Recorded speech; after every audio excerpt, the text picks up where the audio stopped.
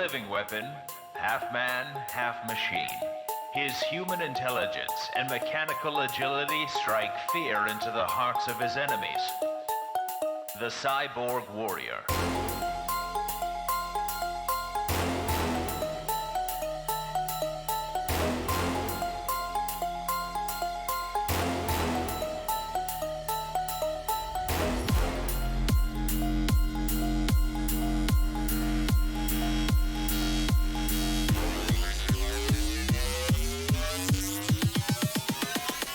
Cyborg Warrior.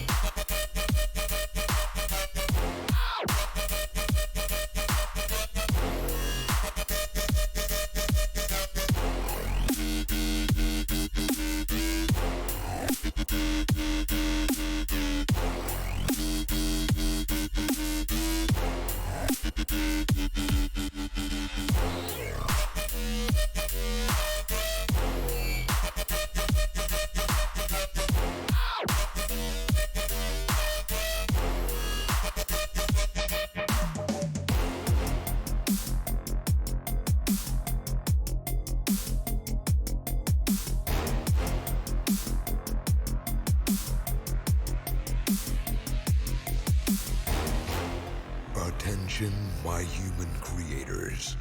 I am a robot supervillain. Today I have risen once again to take over your world. Once again. Because sequels.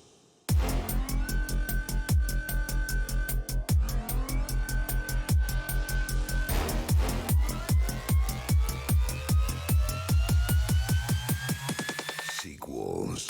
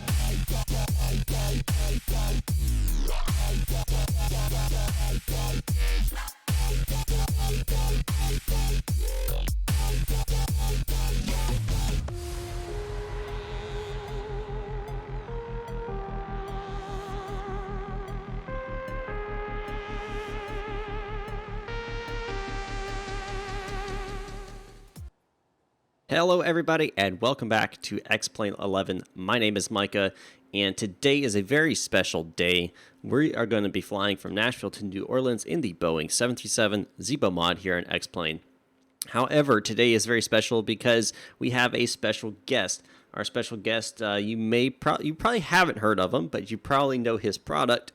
It is Marvin. And so, Marvin, I'm going to let you introduce yourself to the viewers out there. Hello, good afternoon, and all together. Nice to hear and see you also in the chat. My name is Marvin alias Winkaisen. I'm the developer of the real-life procedure checklists, which are available for the Zibo mod, and who is also the Zibo mod for installation. And we want to talk about all that product and or that development and the procedures during the flight. And if you have any questions on this, do not hesitate to contact me there in the chat, and we will try to answer all your questions as best as possible. So that's your chance. If you have any questions on this, what you want ever know, yeah, just talk and write, and we will see what will happen this evening. All right, thank you, Marvin. So basically what's going to happen today is we are going to be flying, and we're going to do it as close to reality as possible from Nashville to New Orleans. And Leo I just turned him up, so you should hear him a little bit louder now. So we're going to be flying, again, as close to realism as possible.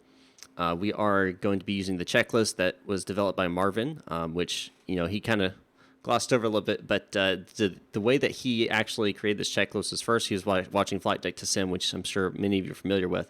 But then he got in contact with some actual Boeing pilots and sat down with them and actually went over all of these procedures, everything from cold and dark startup to rejecting takeoff to go-arounds, engine fires, etc. That's all in this checklist. A lot of times you don't see that because obviously here in X-Plane, a lot of those failures don't actually occur. But we're not going to have failures today. But hopefully not. We are going to fly as best we can, again, as realistic as we can. And we're going to be showcasing a couple different things, different products as well as we go. So we're going to get inside the cockpit now. And I'm going to bring up the one and only X checklist, and we're going to start with the safety inspection procedure. Now, as we go through this, guys, if you guys have any questions about why anything's done, why, anything at all about the checklist or why certain procedures are done, do not hesitate to ask myself or Marvin, and we'll try to do the best we can to explain it. All right, so Marvin's not actually in the cockpit with me. He's just in voice. So, yeah, it's really difficult to actually do a shared cockpit because that gets into a whole different ball game. Almost impossible in X-Plane. But anyway, so we're gonna start with the safety inspection procedure, and we're gonna go through this like we would anything else. So we're gonna go ahead into the overhead electrical panel, and we're gonna look for the battery. And you guys know this if you've watched any of my cold and dark startups, you know where all this stuff is. So we're gonna close the battery guard, and what's this gonna do is gonna automatically activate the battery to on and close it. Now, next up, dome light, bright, dim, or off. It's completely up to you. We are in the daylight, so I'm just going to keep it off. I'm good with the lighting that I have now. Next, we're going to check the gear down status lights. So we are going to look up here in the overhead panel, make sure the left, right, and nose gear are all green, which they are. And then down here above the actual gear itself, make sure those are all three green. Leo, I do have Smart Copilot. Trust me, I've tried it multiple times, and it's basically impossible unless you're flying like a default aircraft. So anyway, what's the difference between the original version and the minimal version? Marvin, you want to answer that? What say again? What's the difference between the original version and the minimal version in regards to your checklist? Yes, of course. Just let me short explain a little bit about this checklist because I started this from the beginning. We saw as many people there outside who are flying the 737 or want to start the flight of 737. I always get to the point where you have to study all that big handbooks, and I thought that must be easier. Yeah, and there was the plugin of this Exchequer is released, and I started to program this following the Flight Deck to Sim tutorials, and then I got in contact to some real 737 pilots who are next to me, and I went to the cockpit there for his home cockpit and for his work, and in the simulator, and so we created. Reprogram this checklist as real as possible for the streamers and for all the guys who want to learn this checklist. So this is basically a step-by-step for 90% for the flights for the people outside there to follow or to learn this plane flying as real as possible. Yeah, and I've created 3 different types of checklists. There, the original version, the minimal, and the that all depends on your knowledge. Yeah, and that means in the original checklist you will see you have some spaces there between, and you have also some green informations above each point where you can see where you will find this points, for example, in the overhead panel or in the NCP or so. So if you are completely new to this aircraft or you do not know the things, everything very well, you can see and can you look where you will find this is written down there as it is in the cockpit. So you will see that and you will find that that's quite handy. And if you go to this process and you will fly the plane, you can change your checklist then to the minimal version. Then you know everything about the points. You will see where is it And then you can continue without using the checks. And finally, if you all know about this and you can this checklist complete through, you can delete the checklist. That's the final what everyone has to go there. Well, it was fine. So basically, the original is for those who are brand new to the aircraft, and the Exactly. minimal is those who are more experienced with the aircraft and don't need to know exactly where everything is. Yeah, Okay. exactly. All right, so we'll continue here with the preliminary flight deck procedure, which we're going to start with testing the fault and up test switch here on the fire control panel. So push to the left, hold it for a little bit, push to the right till we get all indicators. Check, make sure we're getting all the lights on the master fire bell and all that kind of stuff, which we are, which is fantastic. Then we'll check the extinguisher tests 1 and 2. So 1, get all 3 here on the APU, and 2, all 3 on the APU as well. So we're good there. All right. Then we'll go overhead, and we will turn on the ground power if available. Now you notice that right now we're not getting the ground power available. That's because we don't have the GPU set up here. So we'll go ahead and connect the GPU. Yeah, depending on which airport you're connected, if you have gate power or not. Yes. Right. So turn on the ground power. If you don't have gate power, you don't have a GPU, you want to do APU start. That is also available, and you can do that. And this walks you through that as well. Yeah, this checklist created also, you will see there on the left side, you will see the pluses. Yeah? And that means the checks can be fulfilled by any conditions of the switches or by the following checks. For example, as you can see there, AC power. Yeah? If no AC power is available and you will start the APU, yeah, the following or the checks before will also be checked. So that is the usage. Yeah. All right. So continuing position lights, we'll go to steady. Wheel lights will go on for the exterior inspection. No reason to turn wing lights on as there is no ice today. It's not even icy conditions. And logo lights not going to come on either because it's not dark. So we'll keep those off. We will turn on the electric pumps 1 and 2. Don't know why I get a cabin is secured, have a good flight message, but that's okay. And next we'll open the doors. So let's go over here, EFB, doors, see forward service, aft service, and both cargo doors will open up. And we'll wait till we see that automatically populate the checklist here. And there we go, both of them. So now we'll move on to actually doing the block fuel for the flight today. So in the fuel balance weight and such, we'll bring up AviTab because I have my actual flight plan here on that. So we'll scroll down, and it looks like we'll need about, well, it says 6,815 kilograms, which we all know we're supposed to round up 100. So it should be 6,900. So we'll put that in there, 6,900, and enter. Now it's not currently loaded because Zibo recently updated that, so you actually have to fuel the aircraft. So we'll have to fuel that as well. So block fuel, yes, rounded up to 0.1 tons. This is not a plus one, so you actually have to manually check that. Fuel truck refueling, so we'll go ground services, call the fuel truck.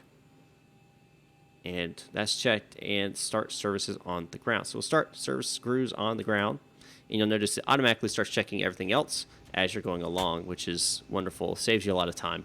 From having to and make sure, but you can still do that if you want. Overhead panel, we are going to turn the panel brightness up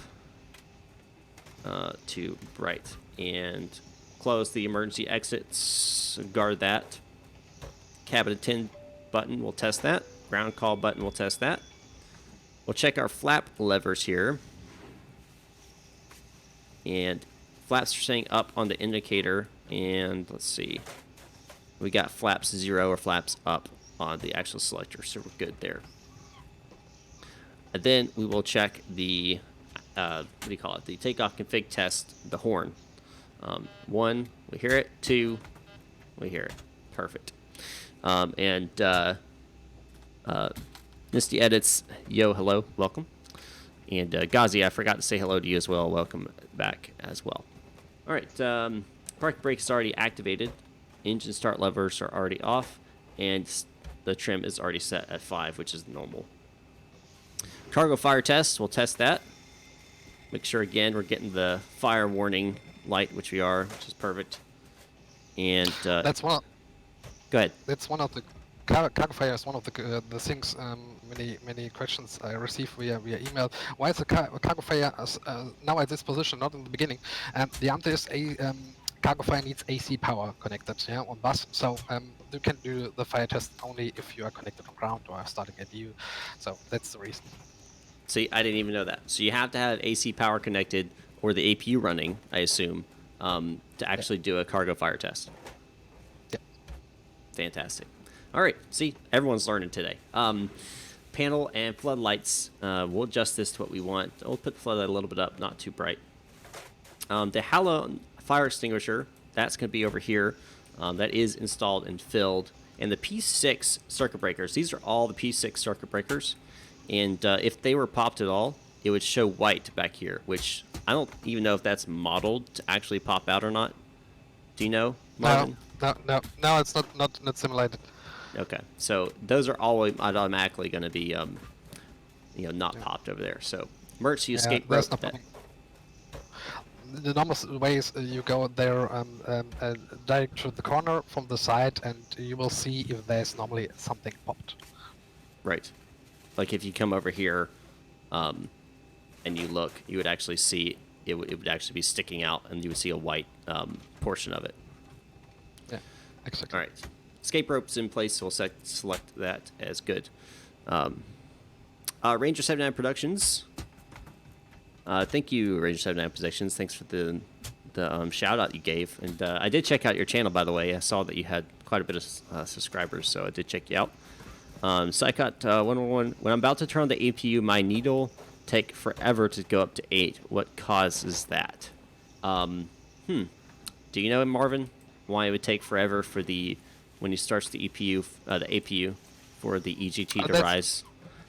Yeah, that's depending on that's an engine like before. It must be stable, so it rises up and then it got to a stable connection there. There's only the EGT and they're written in the values, so that's not the rotation. Right. Must be stable, and the temperature have to be in a constant way. So that's why it's an automatic process in the engine. So sometimes it'll be longer than sometimes it won't. Yeah. Okay. Up ahead, the overhead upper panel, which is this right here, we're going to test the flight recorder, which means we open the guard, switch to test, and close it again. We'll do the mock airspeed test 1, mock airspeed test 2, and then the stall warning 1 and the stall warning 2. Now, I actually asked him this question because I was not familiar. And I was like, sometimes I try to do the stall warning tests and they don't actually work. And he informed me that it has to be on power for at least 4 minutes prior for the stall warning tests to work. Is that correct? Yes, exactly. I do need AC power for 4 minutes. Right. So if you guys are running into that issue, you have to wait a little bit on the AC power for you to test those. All right. So we'll change the mic selector to flight here, which I believe that tucks to the flight crew, if I'm not mistaken. Exactly. That's for the jump seat, the upper right. station for the sub package. We'll change the IRS to nav on the left. Wait for the on DC light to come off, and do the same on the right. Make sure those are both going into the align mode here, and they are. And we'll change the IRS display to heading and status. And of course the ELT is guarded already, so we're good there. The emergency escape rope is in place. And the P18 circuit breakers, that's behind the captain's seat here. Again, you would see them popped out. You'd see a white, like a whiteness, and they'd be sticking out. But of course, that's not modeled either. So, crash axe is not modeled. Oh, that's unfortunate. At that point, it would be right. At this point, you would have the exterior inspection completed. Hopefully, the first officer's completed that, and you'd be good on the exterior inspection. If not, then you'd have to write it up. If it's something that would inhibit your aircraft from flying, well, then you're running into more issues. But All right. Master lights, we'll do those to test, and you're just going to scan basically all of the lights here. Oh, I lost it. This happens to me sometimes. I don't know why it does this. It's like it gets stuck upside down. Yeah. It's when you reach the there top we go. of the model, then right. you just get to top and then you're back. All right. So they're all good. They're all automatically good. I don't even know if that's a failure option. Go back to bright. In real life, you have 2 bulbs per light, and right. for red, that one is damaged. You have to exchange that and call a couple technicians. And you do have spare bulbs up here in this compartment if you would need them. Mike Zimbro, hello. AP disconnect lights 1 and 2 on the captain's side. Test 1, test 2. And we'll switch over here to the first officer side. Test 1 and test 2. Perfect. Pilot oxygen mask, that's down here. We'll do a test. And then we'll do the emergency test. Alright. And the panels, move this out of the way a little bit. It's going to go up bright. And this is kind of preference. You don't really have to, I mean, it's up to you how you want it. But, the lights there, but I usually like it about right there.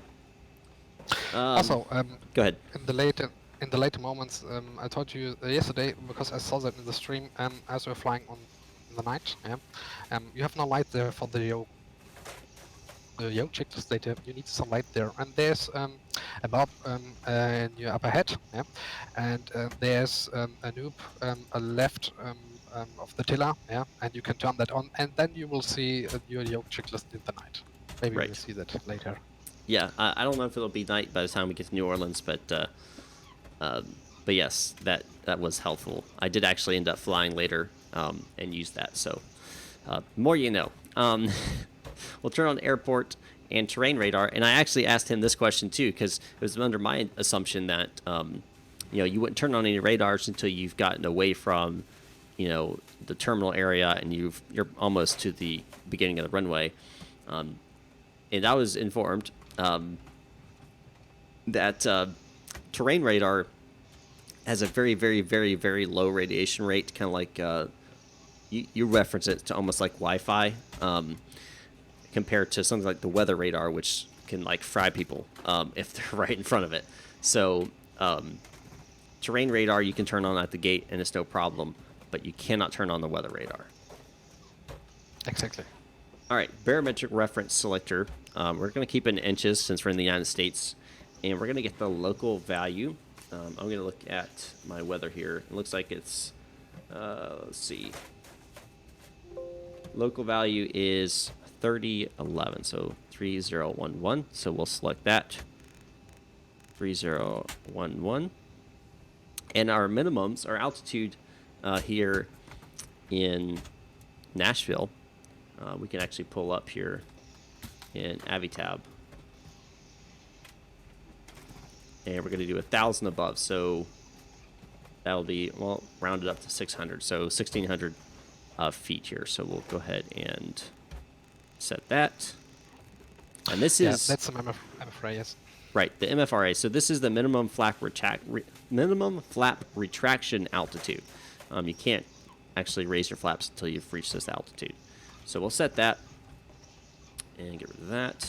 And then I'll move on to the first officer's side of the cockpit here. All right, so we'll test the mask here, normal, and then we'll test the emergency. And then we'll set the lighting here, which I just turn up the panel lights to max, and I'll leave it as that. And the GPWS system, GPWS system, however you want to say it. Yeah, just pull it when you do the second or third flight today. If you're doing the first flight, you will push it about 3 seconds, and then you have the bigger one for the GWPS. Gotcha. And we'll switch the time to UTC on the first officer side. Oh, I got to do the terrain radar over on his side. And I have it set to automatically switch and do both at the same time, just for sake of speed. All right, service crews on the ground. We can stop them. and we can close the forward and the forward and aft service I think they're doors. finished. Yeah, I think they've had plenty of time. There we go. And open the forward entry. I'm not going to open the aft entry because we don't have a gate that goes to the aft entry, so we'll just select that manually. Packs and cargo. That means we got to go in here, and we actually got to put in the payload. And if you guys know that recently Zibo updated his payload system here. That was one of the checks. If you see there was written as many as needed, you do not have to fulfill the connection if there's a plus in front. So just fill in the payload, and it will check when you fill up the payload. Sorry, I'm very much a go down the checklist thing, and I have to see the check mark. But yes, you're correct. I didn't have to select the aft entry door. It would have automatically done it when I've completed the next one in the task list. I am going to adjust the zone 1 packs to 8 because that is the actual configuration for my airline that I'm flying for today. So then we will go ahead and fill this up. And I'm putting all males. You can actually pull the passenger list if you really want to, but you don't have to.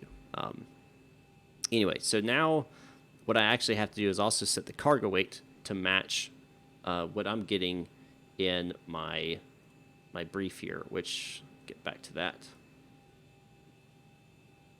Which, if you see here, my tow weight, which is the takeoff weight, is 69,288.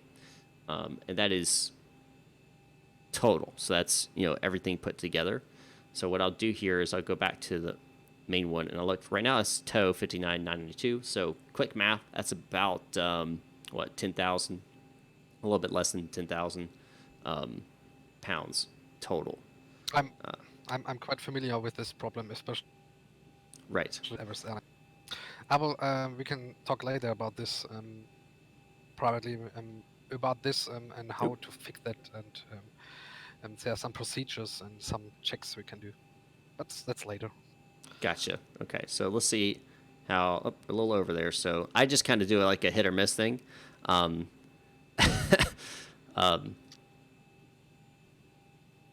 Let's just and then I get close enough, and then I'll do the math.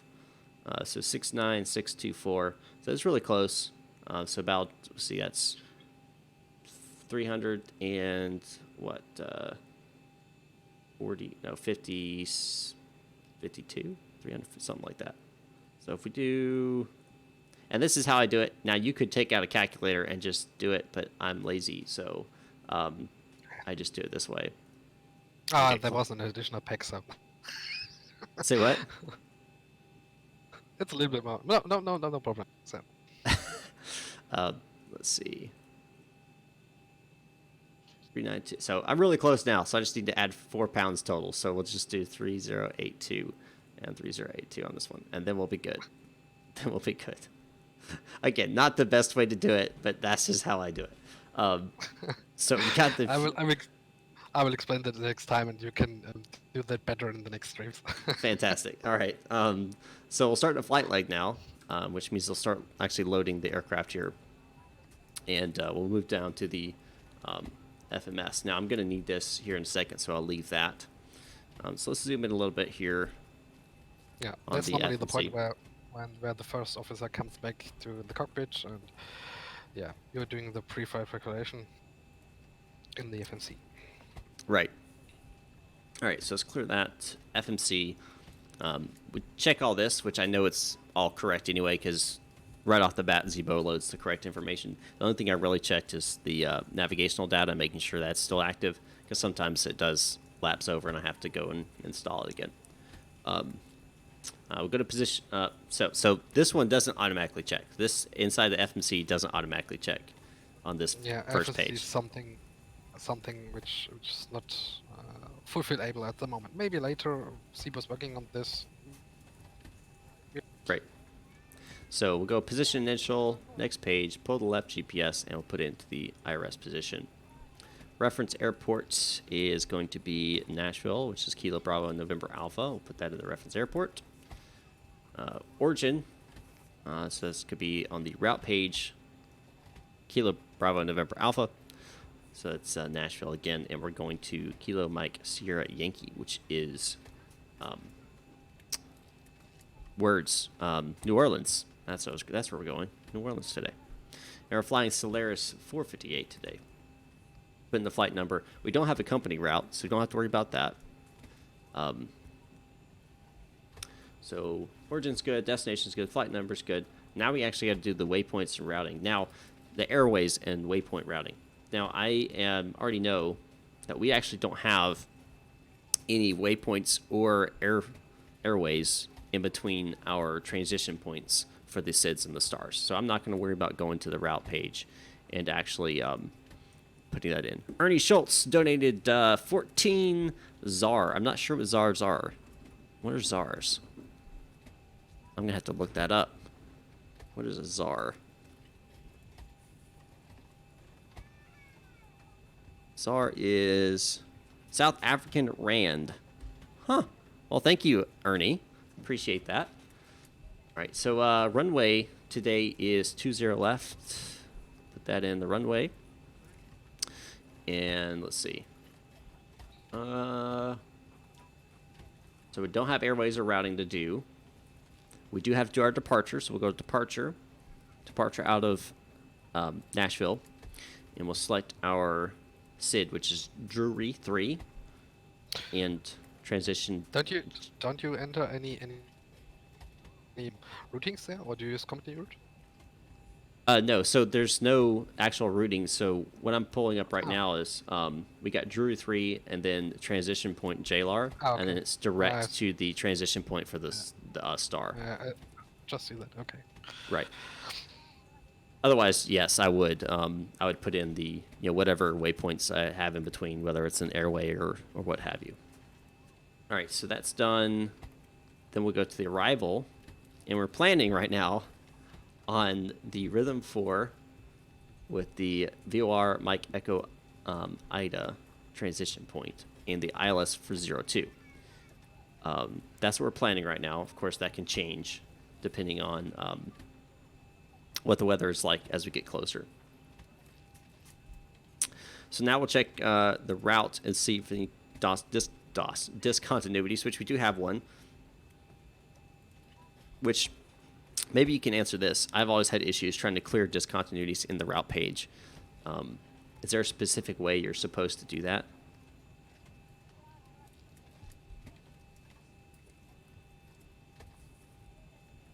Because I know I can go into the legs here and I can just clear it that way. That's how I've always done it. So then we'll activate the route, and we're not going to execute it. We're not going to execute it. I have made that mistake before. That's only, normally you can do this, but during this time, normally the packs are still on boarding, and you will receive the CO fuel, or the CO fuel will change because you will receive the information from the dispatcher a little bit later, so Right. you may have to change all the 6. Right. So we'll now go to the performance initial flight. The flight will be about, what did we say? It's an hour and a half in the air. Yeah. So we'll I'm go. still quite okay. So maybe it's better. I'm hearing you just fine. So I don't know if anyone else could chime in and see if they're having issues hearing you as well. All right. So with this, now I do know you can hit the L1 button and it'll pull all the information for you, right? But during this position, for example, these people are still getting on board. They're still settling down, moving their weights around, whatever. So I know Tell me what you expect. Yeah. Right. So in real life, you would actually put in what is expected, not necessarily what will be. You'll actually put the final one after everyone's boarded, and we'll get to that. Yes. So we'll do that. So we'll put in what we expect here. So we're going to have to go back to page 1, and we got a zero fuel weight of, we got a gross weight of 6.9288, and we round that up, right? So it's 6.9.3 for our estimated gross weight. and automatically calculated our zero fuel weight is 62.4, which I've always been curious because I've always had this slight difference between what is saying my zero fuel weight is and what it actually is. I don't know if that's a real world thing or what. But yeah, so my zero fuel weight's a little bit lower than what it should be, but that's okay. That's something in Zimbro. We will talk that later on if you finish the stream. We will check all the things and then we will match. All right, cool. So reserves today is the taking together the alternate and the final, adding that together, and that's going to be, and you always round up, so it's going to be 2.3. So 2.3. Put that in reserves. Yes. Actual trip time plus the continued 15. I don't know what CONT stands for. I think it's contingency 15 minutes. I think. Yeah, it's for holdings and changes. Right. Talking with NTC if you say some climbing or so. Yeah. Right. So reserves are only alternate and Finris. So we're gonna take those two numbers, and I'm actually gonna pull up my calculator this time because my brain's already done with math. And we'll add those together and round it up, so it's going to be 4.4 on the planned. All right. And cost index, we're using 36 because that's what my virtual airline uses. And the flight level today is going to be 360. So we've done the reserves, done the cost index, done the trip cruise. Now we got to get the winds. So we're going to go to the, where is it? Here it is. The wind information page. Yeah, that's the situation where many guys outside have questions and do not know how to exactly feel these right here. Right. Yeah. So you go to the top of climb waypoint and you pull the winds from there. So 274.97. So it's coming from 274 and it's 97 knots. So 274.97, and we'll put it into the cruise and wind information there. Now the ice deviation actually automatically fills out when you pull the top of climb outside temperature, which again is going to be negative 49 right here off the information here. So negative 49. Do it both ways, yeah. Right. So automatically pulls information. Fantastic. Works great. So the cruise is good. Ice deviation is good. Transition altitude, 18,000. That is, here in the United States, is basically 18,000 across the board. That's easy in the US. Right. Now, it doesn't say execute the perf initial page here because we're going to make changes later, correct? What I mentioned is that's very important to enter this altitude and that you fill this correctly because I've added two different ways of checklists, one for the US and Canada for the transition above 18,000 feet because I have some different procedures, yeah, and one for the Europe where it's nearly below, yeah, 5,000, 10,000 or so on. So that's very important for the departing and for the arrival to enter the transition altitude and later on. Right. All right, so now I did find this out. Now, you mentioned with the first waypoint after top of climb, new wind, set average wind according to flight plan, right? Now, the way to do that, it actually doesn't, if you go to the route page, it doesn't actually show up for the route data. It requires me to execute it first, then I find the route data. And then I can go to... Sorry, go ahead. Yes. Yeah, no, all right. So then I'll go to the first waypoint, and that's the top of climb, first waypoint after top of climb, which will be Mike Echo Ida. So right here, and we'll make sure this is the average wind, right? Not the top of climb wind, but the average wind. Correct? Now the average wind will be found on the first page. Yes. Yep. 276 at 90. Yeah. And we'll put that in right there. And then we'll execute. That's all the average for all the waypoints. Right. Yeah. All right. You So receive a better view, but we'll we'll continue now. We'll get rid of that for now, and we'll go up above, turn on the yaw dampener. Make sure this is the navigation stuff. VHF is normal, iris is a normal, FMC is a normal, display is an auto, and control panel is a normal. Then we'll move down to the fuel. We'll turn on our aft and forward, left and right pumps. We don't have to turn on the center because we don't actually have the fuel in the center tank. So no reason to turn on the center tank. But if we did have fuel in the center tank, we'd have to turn those on. Crossfeed, we'll check that. It'll dim and then brighten again and then goes off. At this point, we'll change our AC display to APU generator. Turn on the fasten seatbelt signs. Turn on the window heats, very important. I missed that in one of my streams recently. That was funny. We'll check our hydraulics. Quantity and pressure, we want to make sure we're over 76%, and we want to make sure our pressure is over 2,800. If not, then we have to have maintenance come and fill us up and all that kind of stuff. All right, and then engine page. Perfect. And now we're going to check our cabin pressurization.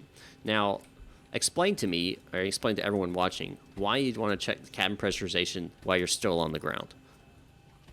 Yeah, because then you have difference, or you have to check your barometer and when you're climbing, because this indication is very important for the pressurization in the cabin. Yeah, and if it's not zero, you may have a bigger issue with pressurization work perfect, and that's very important above 10,000 feet. Yeah, we have the dead zone for everything else. Right. So if, So for example, always ensure that it's zero. if it, yeah, for example, if right now the pressurization was saying, let's say 500, 500 feet above, and we should be saying zero. Well, what that's going to cause is issues where people are going to come in, not come in, but when you get up to that, that flight level of 10,000, 12,000, whatever, you're going to run into issues where the pressurization is not going to be where it's supposed to be. People are going to start having issues breathing. People are going to start passing out. Yeah. So you get many responses. right. So you want to make sure that pressurization is correct. Yeah. So make sure that's correct both here, and this actually gets checked multiple times throughout the flight. So a very important. I kind of gloss over it a lot of times, but it is a very important part of the check. Yes. All right. Okay, let's see now. So we'll check all those because we are good on all that. Trim air, so we'll go overhead a little bit more here. Trim air on. And cabin temperature, we're going to keep it at auto, is fine. Let's see, forward cabin, we'll keep it auto. The cont cabin, I think that's isn't that like the, basically like the cockpit, or is that, what is the cont cabin? Where's that at? It's behind the cockpit, yeah. Behind the cockpit? Okay, right behind the cockpit, Yes. Gotcha. So forward, You have three different zones there in the PEX content, so yeah, just behind the cockpit and then about 10 meters, so you have the cont and then the middle and the after parts. So Okay. this is, yeah, it's basic. It's basic Right. in the 737. Yeah. So forward is auto, the cont cabin goes to the left -1, and the aft cabin goes to the right +1. Yeah. PAX, left and right circulation fans should be on auto. Relative- PAX, go ahead. Yeah, relative to the middle position. So normally, the man I was talking about with the 737 says, yeah, depending on where you will start, but they will try to reach 27 degrees or 24 degrees. That will get a little bit sleepy during the flight. So you will change the middle position, yeah, and you will adjust the left and the right stick there, plus and one minus. So Gotcha. constant temperature. But finally, in the end, they said they get bang every, or ding dong every 5 minutes for someone who is someone who says it's too cold for me, someone says it's warm for me, Yes. so they will change Yes. it many times the flights. Yes. Too cold, too warm, too cold. I think that's why Yes. I think I like the Airbus has a little bit more fine-tuned system, I think, on the temperature. But all right, so flight altitude indicator, cruise altitude. So this will be at 36,000. And yep, all that's set. Wheel lights can come off. No logo lights, not dark. All right, courses to the SID VR. So we're going to pull up Avitab again, and we're going to look at my departure. Departure, Drury 3, RNAV departure. And we'll check and make sure that we are going to be using the proper one. Now we are, of course, remember our transition is JLAR. So we would do I guess we'd off the Columbia VOR, we'd go at 211. So we'll set that. And both of these. All right. Tap before IK. Yes, I do remember seeing your username. Captain Flight Director's on. First Officer Flight Director comes on. Bank angle goes to 25. Departure heading. Let's look at the airport information here. And wait for it to load. There we go. We're taking off runway 20 left. So it's a heading of 201. So we'll put that in. Should have gone the other way, but that's okay. 201. Perfect. All right, 201. Initial climb clearance. So we don't have ATC. We're not flying on VATSIN today. So we'll go off of what the SID says. And that's going to be, yes. Initial is going to be 4,000. So we'll set 4,000. And let's see.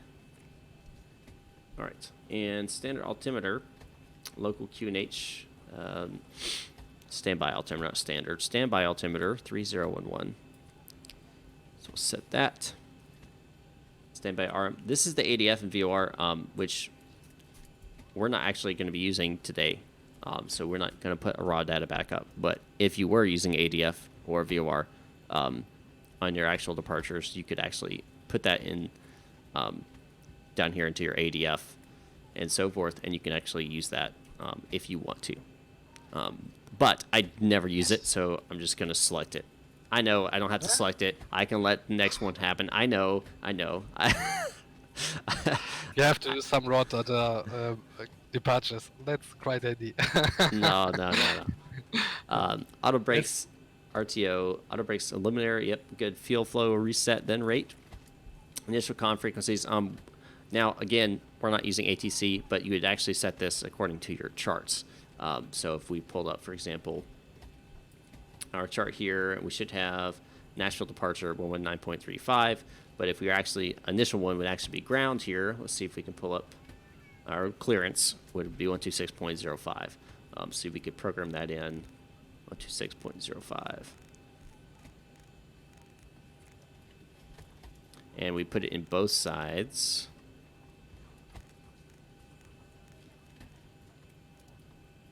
As such. Nav frequencies, active, passive. Again, this is where you put in all the information. We're not using any of that. But if you want to fly a raw, like he said, a raw data departure, you can do that. You would put all the information in. Initial transponder code is 2000. Mic selectors VHF1 and VHF2 on the first officer. See, it didn't populate. So you got to select it. All right, flight deck door closed.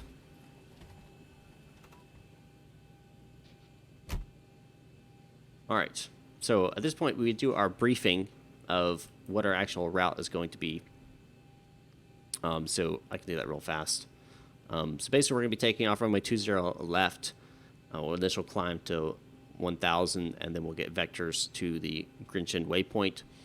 And then we'll go from Grinchen to Drury, then to JLAR, then to our VOR of Mike Echo Ida. Now, in between JLAR and Mike Echo Ida, we'll hit top of climb and top of descent. No airways, no routes to worry about. So good on that. Ground distance should be correct here. Should be about right. Yes. Yep, that's about right. Okay. Landing fuel, enough compared to flight plan. Now, we put in 69, was it 69? I can't, let's see. Yeah, 69 kilograms, which required is 6840. So, plenty of fuel. Now, is there a specific place you would actually see the landing fuel, or would you have to do calculations to find that?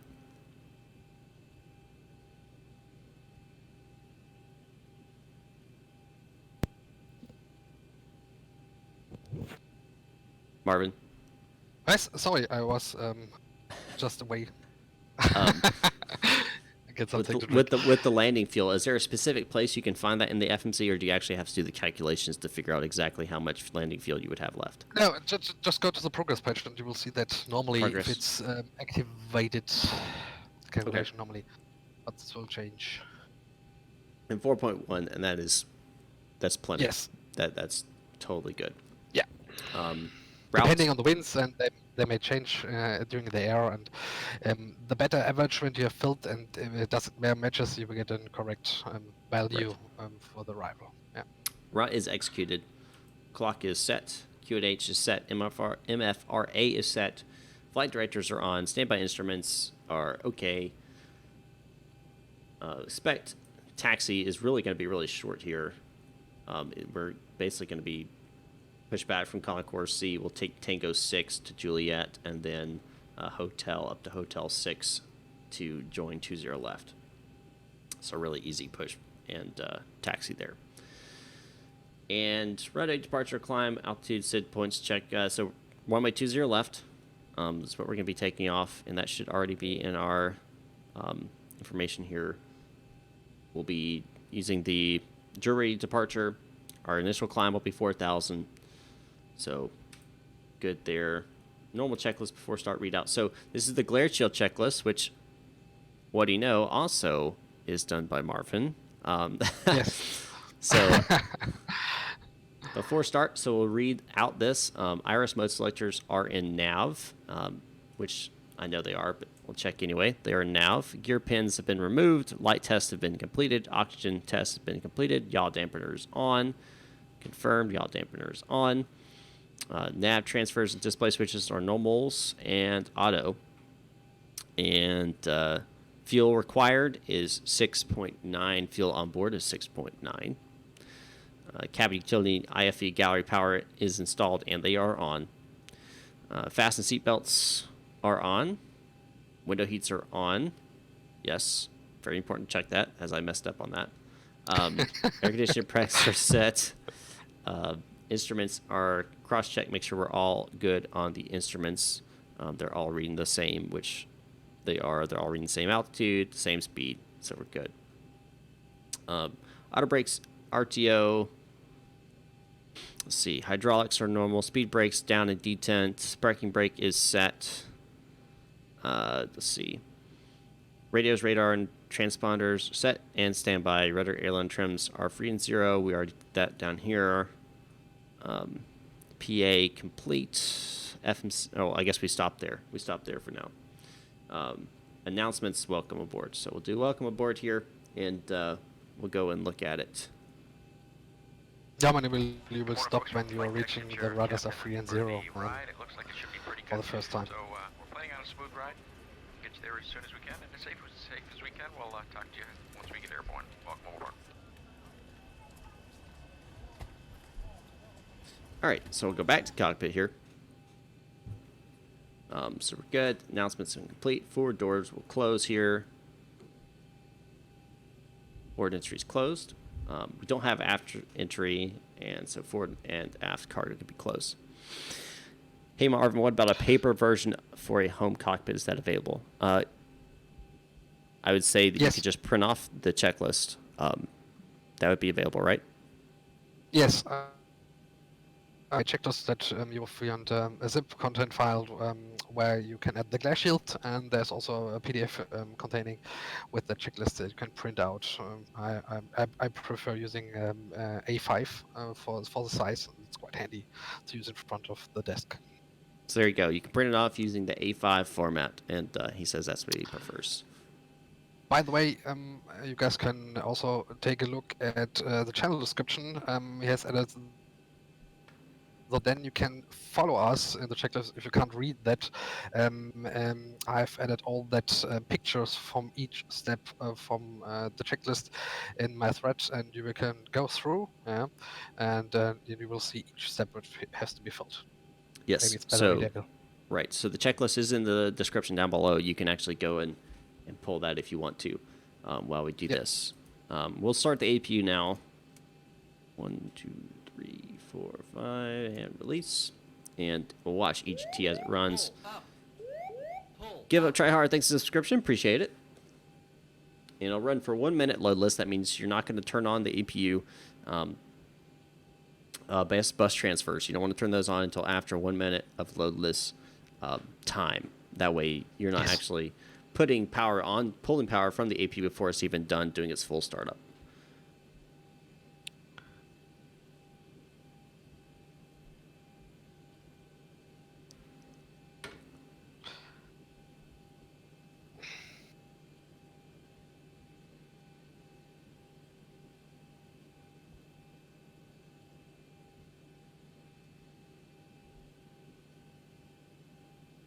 Should be almost there. It is. I knew it was almost done. All right. Now we don't put it on the AP generators yet. We check the zero fuel weight, make sure it's adjusted according to the load sheet. But we know nothing's changed. We can actually pull that information, and you see nothing's changed. The reason behind why you have to wait a minute is when you start the engines and the APU is running, and there's some bad air left in the air conditioning system, and the bleeds are on. So this will go inside of some fuel there, and this is something they do not want during the flight. So they get panic that there's something inside, and so you'll run the APU 1 minute loadless, and then you can continue and check all the APU bleed on and so on, and get Gotcha. the So basically, right. Let all the air get out. Let all the stuff that's been stuck in there, and almost clean out the system in a way before you actually put load on it. All right, so fuel weight adjusted. There is no adjustment. I have noticed this.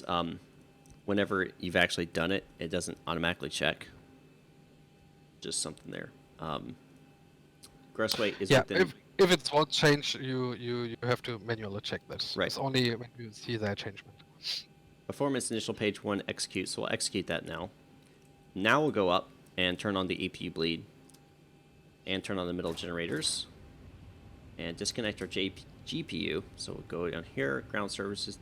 I always remove the chocks at the same time. I don't know if that's policy or whatever, because we're about to push back anyway, but whatever. I figured that the ground crew will do that whenever they feel like. We'll go into the N1 limit now. So this is actually where I want to pull up something else. A tool that Marvin brought to my attention, which is fantastic. I don't know any other word for it, but it's just fantastic. It's an actual performance calculator that is free. It is free to anyone. So I'm going to pull this up now. Y'all should be able to see it on your screen as well. This is called AP Soft. I don't think I have a link for it in the description below, but it's in a link on the checklist. So if you go to the checklist, it's down there in the how to install. It's one of I think it's option 8, I believe. Yes. Yes, it's option 8. So it's a really cool tool. Go ahead. Yeah, you will see there. Actually, there is a link in my checklist thread, and this related to version 1.9.2. I'm in contact with Axel, who is the creator of this free performance tool, which is amazing. Yeah, and he has done some special changes there and some corrections. And this is a pre-release version, which will be released next week, roundabout next week or end of next week. But I said, if I'm on stream now, correct was to see.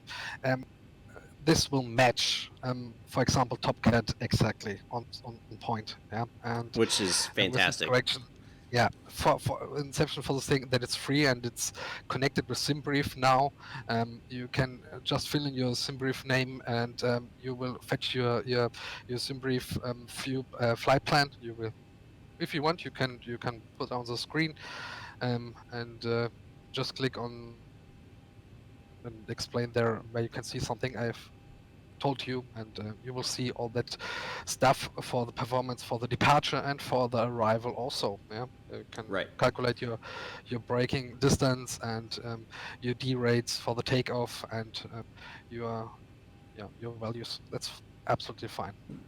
Right. So there's a lot of things here. I'll probably end up doing a tutorial on this because it's really cool. But you have like all these different aircraft that you can choose, all these different profiles you can pull to actually do all the calculations, which is really cool to see all these different options. And then in the settings, you can put in your actual SimBrief username, and it'll pull the latest SimBrief that you've actually used. Change your weight if you want to use slope, metric runway performance, whatever. All these options are available to you. You can update your airport database. You can import, say, runways or airports or stuff that's not currently updated. You can import that. You can create your own profiles. And then under tools, you have a lot of options for what you want to see on regards to distance, velocity, etc., etc. Normand, yes, absolutely. Again, I do plan, after I played around with this, it is a fantastic tool, and I do plan to do a tutorial at some point. Once I've gotten into all the weeds of it, I know it very well. Then you can import, this is where you would import your actual, what do you call it, the briefing information. And you even have flight logs and everything, which is pretty cool. But we're going to be focusing on the takeoff performance page, which this is going to calculate our performance here. So we're going to select, we are in Nashville here. We're going to select runway 20 left. And then we're going to pull out. Go ahead. Yeah, you will see all that values are pre-filled by SimBrief, yeah, because it has a SimBrief connection when you download this, and all the payload for the CO fuel for the block fuel also are pre-filled, and you can just pull on the NOAA weather down below to get the actual weather for your departure and for your arrival. So that's quite handy and not very hard to use. So that's very easy, and you get your performance as quick as possible as you need it. Right. So basically all you have to do is put in the runway, pull the NOAA information. This is, of course, when you're connected to SimBrief. Pull the NOAA information, and then run the calculations, and boom. You have your calculations done for everything, for your flaps, your thrust, D rates, your N1 percentage, your selected temperature, what your MFRA should be, your landing altitude, your MTOW, your V1, VR, V2, speeds, and your takeoff, what your expected takeoff runway length will be. And yeah, Mara just answered you, Norman, so we're good. So what we'll do now is we'll actually continue. Our actual outside temperature, we can go and pull that. It's 4 degrees Celsius. But our selected temperature is going to be 30 degrees Celsius. And we're going to use a D rate of 22K. So that way we're actually pulling it down, saving the aircraft engines from, pushing them too far and everything like that. So that's great. And then we'll move on to the takeoff reference page. And again, pulling from this thing, we're going to put in 5 flaps. I can make that go away now. And pull center of gravity. Now, we're going to be pulling the V1, VR, and V2 speeds from APSOF, not the built-in ones. We're not going to be using these built-in. We're going to actually use the ones that APSOF has given us. So that's going to be 147 for V1, 147 for VR, and V2 is going to be 150. Like that. Yeah, a difference of plus one or minus is quite familiar. Right. It's normal. Hello, Bashir. So next we're going to put in our V2 speed. Go ahead. The difference is if you see the calculation there in the tool, the planned takeoff weight, which is pre-filled with the SimBrief value for taxi and now at the moment you will see that you will calculate the FMC values now with your actual weight, which is a little bit higher than your value you will get at the takeoff position, yeah. And when you do the calculation on your runway, yeah, when you're departing, you will nearly get the same values, yeah. That's the reason behind you get some different values for now. Yeah, you see you have now 3.8 there, and the takeoff weight is a little bit higher than in our calculation tool, the planned takeoff weight, because the taxi weight is away. Yeah, so that's a difference of the values. Yeah? Because when you are heavier, you need to stop earlier. Yeah, that's why the reason why you have to stop at 143 in the re-ref calculation of the FMC. Right. So trim value is going to be 5. So I think it's already set at 5. Yep, it's already set at 5. So perfect. We are set at 5. I think it's at 5. Let me check. Yeah, we're at 5. I did notice that it doesn't actually... It's like you have to do it a certain amount before it'll actually recognize that you've done it. We're not doing any cutback thrust options. We're not doing thrust reduction height. No, this is not a... There's no restrictions on this departure. But that is an option for you guys. If you do have, you know, a noise abatement procedure, that you can actually put that in. But we don't actually have that today, so we're good on that. And then, again, pulling back out the glare shield checklist, we'll continue on the before start where we stopped, which the PA, which we completed that. FMC and CDU is set. The M1 and AS bugs have been set to 150, which is V2. Trim has been set. EFB airplane mode stowed, which you can't really... I don't know, can you stow it? I don't think you can actually stow this one. You can? Yes, you can stow it. Yes. On the left side, there are there's 2 bores there. No, left on the window, the frame of the window, there are 2 bores, and then you will click on there, and then you stow fantastic. It. So you can actually stow it. Yeah. Fantastic. So stow that. Phone's off, which... no. Flight deck windows but and cockpit. You will still need that to change your lightnings and your PA and so. Just keep it on at the moment. So doors closed, passengers are seated. So we're completed on that. So we can go and stow that away. Contact ATC, again, not running with ATC today. We'd get our IFR clearance and startup clearance. We'd get our SID. We'd get our initial altitude, get our transponder code, and then we'd slide it into alt off. Which I don't think it's actually in alt off. It's in standby, but now it's in alt off. Anti-collision lights on, left and right packs off because we're about to actually start the aircraft. Bring out the glare shield checklist again, and before start, you could actually do this. Start below the line till end. So this right here, air conditioning packs off, anti-collision lights on, parking brake is set, transponder alt off. So that's good. We didn't request pushback and start, so we'll go ahead and pre-plan the pushback here. Kind of confined here in this little alleyway, but that's okay. Call me through the menu when you are ready. And we'll start pushback. One thing I recommend is I would say just connect the pushback truck before, and if you receive the facing of your ATC controller, then you can choose your way, and you will get the service truck for pushback. That's better. That way you don't have to wait for it.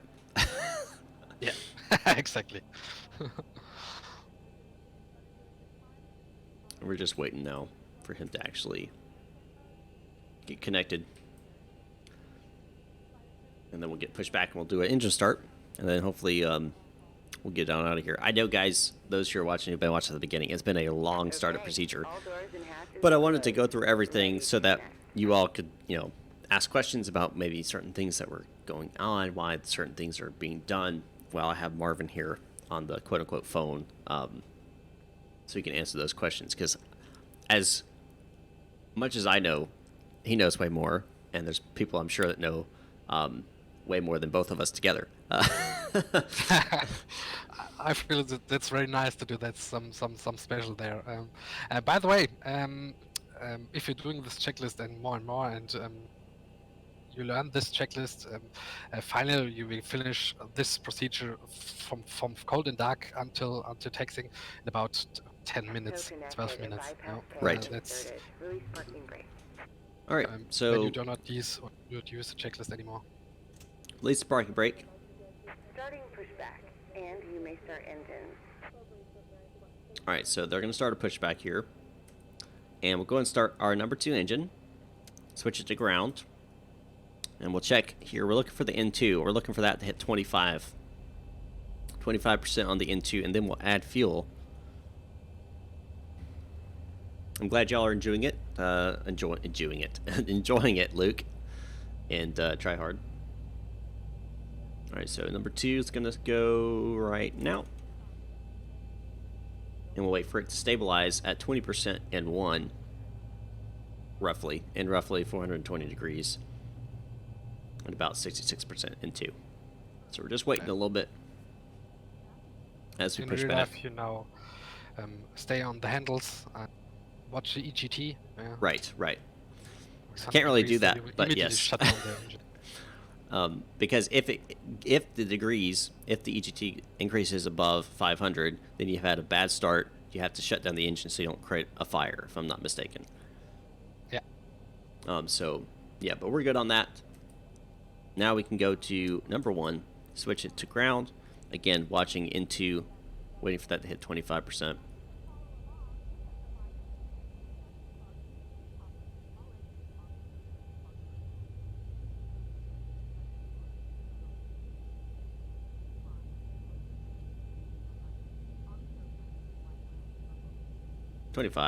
Operation complete. Go ahead and set the parking brake. Disconnecting tail. And it's funny you mentioned that. I actually had it. I think it was about 6 or 7 months ago. I was actually doing a start, and I actually had it go over 500, and I had to shut it off. I'm not sure why it did, but it did. I ended up having a bad starter valve or something like that, and actually had to take it back to the gate. Yeah. But it can happen, I guess, if you have, failures on. All right. Yeah. Go and tell them to disconnect here. Engine 2 generator on, engine 1 generator on, APU switch off. Engine goes both and continuous. Probe heats on. And left and right packs to auto. Isolation valve auto and APU bleed off. And we'll wait for them to disconnect. The engine start switch can still in the right position. Oh, right? Okay. I don't know. I always switch it to both. I don't know why. I do know. The NG it's not necessary. I do know in the real life that a lot of times as they're flying multiple flights a day, they'll switch from the right ignitor to the left igniter. I guess to get equal use on them. Yeah, that was in the old versions, yeah. Right. Let's see. Waiting for him to show it. Oh, can't see him. All right. He's got the little pin, so we're good. He's showing us the pin. We can go and drop flaps to our calculated flaps of 5. Yeah. That's very important. Also, some people ask me why do I not go ahead with the checklist and why. That's very easy because guys are still working on the ground, near the engines in the dead zone. If you're doing something on the thrust levers, or for example on the giro, turning the giro, the nosewheel, and they may are disconnecting the bypass pin at this moment, and then they get injured. So something happens in the past. So you do not touch anything from with hydraulic in contact or engines until you see them. Right. That with him showing you the pin and giving you the signal is letting you know all ground crews are clear. You are clear to proceed, basically. Exactly. All right, so flight controls, elevators, full forward and full back, or back to neutral or center, full back centered, full left on the ailerons, back centered, full right on the ailerons, back centered, and rudders full left, back to center, full right, back to center. Recall on captain and first officer, lower DU. Now we're going to switch to off and get the engines up here on the MFD. All right, normal checklist. We'll read that out now. Do you know why you shut on the engine window? I don't know specifically. My guess is either two things. One, to avoid. Go ahead. Very easy, because if you have an engine failure or anything, the screen will pop up, so you see immediately that there's something wrong with the engines. Right, it grabs your attention. That's the reason. So my reasoning was to avoid distractions, and I do know that when there's an engine problem, it does pop up. It does turn on automatically. Okay. Before taxi, generators are on. APU is off. We keep now. Some airlines actually run the APU until they're airborne, but that takes up fuel. I always have turned it off and never had any issues. So I turn it off. I know it depends on your standard operating procedure for whatever you're flying for. Start switches are in the continuous mode. Anti-ice not required. We are above the threshold and there's no moisture. Isolation valve. On anti-ice, when you are on the graph, also in conditions there outside. Right. So if it's raining or icy and you see some visible moisture below 10 degrees, then you always put on the engine anti-ice, not the wing anti-ice. It's something correct. You not use normally. Flaps are 5 and they are selected on both. And trim 5 is required, 5's on. Start lever, idle detent. Yep, they are in idle. Perfect. And flight controls have been checked. Recall has been checked. So we can put this baby away. Again, we would contact ATC, get permission to taxi. We don't have ATC today. Taxi light comes on. Left and right runway. Turn off. Yep. All right. Now we can actually get moving here. I do want to pull up, make sure I remember. Yep, out of Charlie, back around Tango 6, Juliet, Hotel 6. All right, cool. Hello, Low Pro, welcome.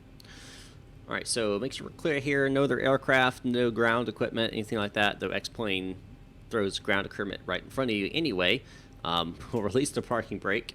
We'll test the takeoff config, which is a perfect time to test it right here, because what it does, it allows you to get your aircraft moving. Sometimes you have to give it a little bit of a what do you call it? A push or something. Allows you to actually push that past the point where it would give you the horn if you were having if you were not in the correct configuration. Yeah. So we will continue our taxi here, keeping the speeds below 25 for straights and below 15 knots for turns. If you give config 1, and you have to check that you are the flat and the speeds, and for also that your speed lever, the speed brake lever is in the D10 position. Yeah. And it's not up. That's mostly the issue of this problem. And if you're having this, you have to reject the takeoff on departure. Right. With the takeoff warning. Cabin lighting. So we'll go to the lighting here. Go takeoff, landing, and cruise. And then once I make this turn here, I'll do the chimes here. I'll make sure I'm staying on the taxiway. Chimes on and attend button. Perfect. Again, this is the original. This is the original. What do you call it? The original words. The original checklist. There is a minimal version, but I figured we'd just use the original for this. Yeah, that's the original, yes. Push out here to Juliet. And we'll take a left on Juliet to make sure we're clear. No, I know we are because there's no aircraft simulated right now. So Juliet here. I'm sure Zibo's been updating it constantly. I do know that I am still on 3.39.4. I haven't updated since then. I haven't had any issues, and so generally, if I have everything I want and I don't have any issues, I'm not going to update it. Because I flew in the update version 10 3 hours before, and it was quite fine, so no issues. But okay. as I stopped the stream, I thought, okay, there's now version 11. Yep. He updated quicker than flying. Yeah. New update this morning. Yeah.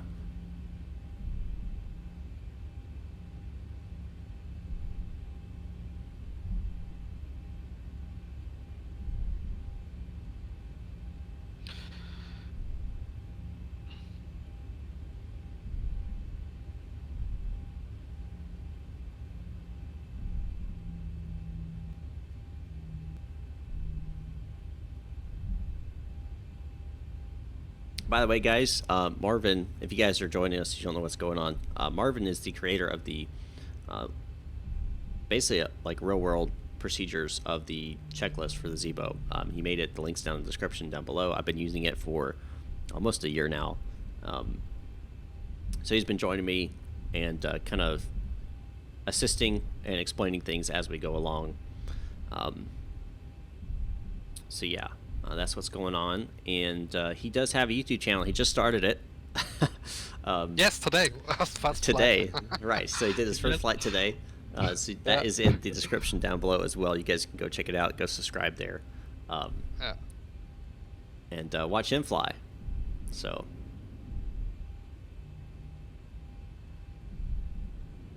Yeah, if you guys out there have a checklist or something you ever want to know, why you're doing this, and you do not know how exactly do this, and or you don't know why you have to fix this or to insert some values, now there's time to ask us in the chat, and I will answer your questions. Right, so if you got questions for myself or Marvin, anything about procedures, checklists, anything like that, anything about the aircraft, this is what this stream is for. This allows you to talk to both of us, and hopefully our collective knowledge will be able to answer whatever questions you have. But neither of us are actually real-world 737 pilots, so take everything we say with a grain of salt. I think this position now is nearly comparing 90% of all the flight situations. Yeah. Sure, there in real life there are some differences and some additional things more divided and first office things. So, but I think this is, you can't get more at the moment. Right. Yeah. There's no other checklist that is this in depth out there. Period. On any aircraft that I've found. Yeah. So I have never seen something similar. Yeah. Right. So we're going to get up here to the runway, and we're going to stop. We're not going to go right onto it, and we're going to go through the takeoff departure checklist here, pre-takeoff checklist, and then we'll check all through that, and then we'll actually get out of here. There's no traffic here. Now, if we were in a very busy airport, we'd probably be doing that as we roll up here, but since there's no traffic here, there's no reason to rush through it. We're going to take our time. Yeah. If you're taxing, you don't need the clear sheet checklist anymore up to you are on the ground in the bay. So then use the yoke. All right, so we'll get parked up here, and boom, voila. Before takeoff procedure, contact ATC, request takeoff clearance. Again, no ATC, we're cleared to go. Position lights, that's going to be up here. Those will go strobe and steady.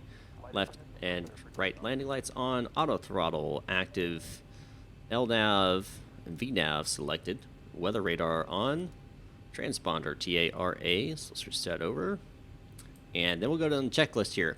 Before takeoff, configuration is checked. We got 5 on the flaps, 5 on the trim. Flaps are down, green, everything like that. Perfect. Flaps, yep, stay trimmed. And takeoff brief. Reviewed. Again, we're taking off runway 20 left. We'll climb to initial altitude 1,000. We'll get a radar vectors from there to the waypoints, and we'll be out transition JLAR. And then on to our VOR waypoint down in New Orleans. Cabin is secured. MCP is set. Transponder is TARA. We just did that. Strobe lights are on. Landing lights are on. So before takeoff checklist is complete. So we'll switch cabin clock to ET. And we'll get on the runway. And then we'll set thrust to at 40% of N1. Go ahead. You got something to say, Mark? By the way, by the way, heading select also if you line up the runway, you do not have to use LNAV right. for some departure. It's also necessary to use, so it will also check the point. So we'll go up to 40% of N1 here. Yes. Wait for it to stabilize. You don't want to hit toga too early. And then we'll activate toga. Or you can hit the M1 switch. I prefer to hit toga. A little bit downward pressure on the yoke here. Of course, it's not on the checklist, but a little bit downward pressure on the yoke to keep your nose gear down. Yes. At first, For you don't better want it. response. Right, you don't want it to bump up in the air. 80 knots. 80 knots. Cross check. Looks like we're good on all of our instruments. All right, can release that pressure. We're waiting for that V1 to VR call here. And V1. rotating. And we'll just pull up 2.5 degrees per second is what we're looking for. Pause the rate, gear comes up. Feet off the rudder pedals. Passing the marker. 400 feet. Again, we're going for the 1,000 before we make a turn, even though LNAV's telling us to turn now. Remember, on our plan, we're going to 1,000. 1,000. Now we'll start making our turn here.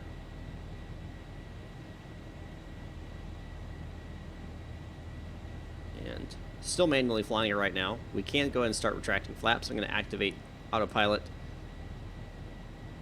And we're going to start retracting our flaps here.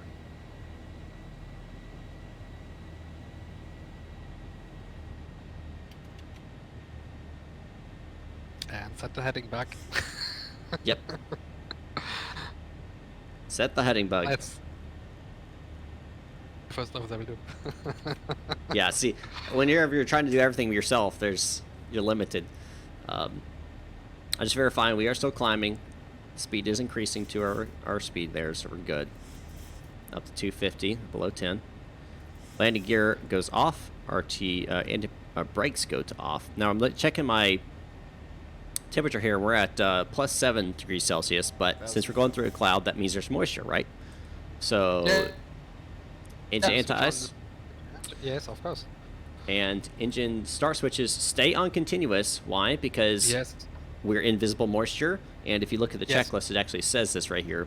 Continues if below 10 degrees and visible moisture. So we're in a cloud. That's moisture. So we keep the engine on continuous. So We're at that's spark 4,000 injection. initial. So we're going to say we got cleared for some ungodly known reason to our actual cruise altitude. So we'll go ahead and start climbing to that now. I believe it will. Or I may have to reselect it. There we go. All right. Now we're going to check the cabin pressure. Check the cabin pressure. Just see that you do not have to push VNAV twice. Just pull the Alt-Int button right of the noob of the altitude button. Oh, you're right. You're right. Out in, oh, we just passed out of the clouds, so engine so now anti-ice you can- off and start Yes. to auto. Now we'll check the pressure. Yeah. We are within limits. You can see that cabin altitude is not 0 anymore. Yeah, it's rising. So Right, so it's rising, so we're good, and we can see the actual altitude is, differential pressure is rising. Doesn't look like our cabin climb is really moving at all, but we do know it is rising because we're seeing a difference there. So we're good on that. Pressurization, auto, AP bleeds off.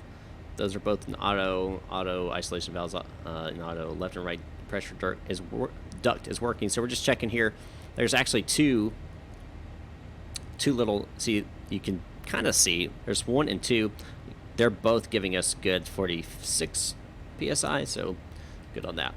We normally contact ATC and report our height and position, but no ATC, so good. So, All right, after takeoff, air condition pressure is set.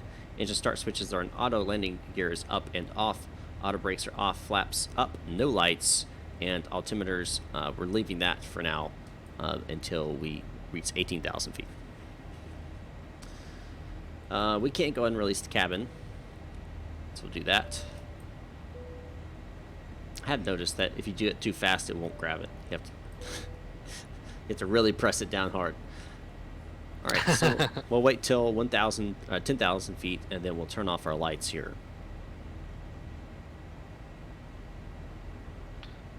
Yep, there it is.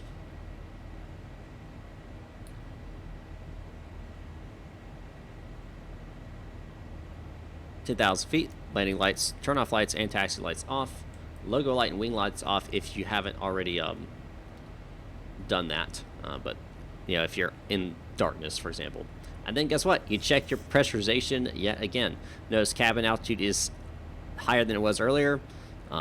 Differential pressure is holding at about 41, and our cabin is climbing at about it's about 600 or so. Well, it's about 500 feet per minute. So definitely good to go there.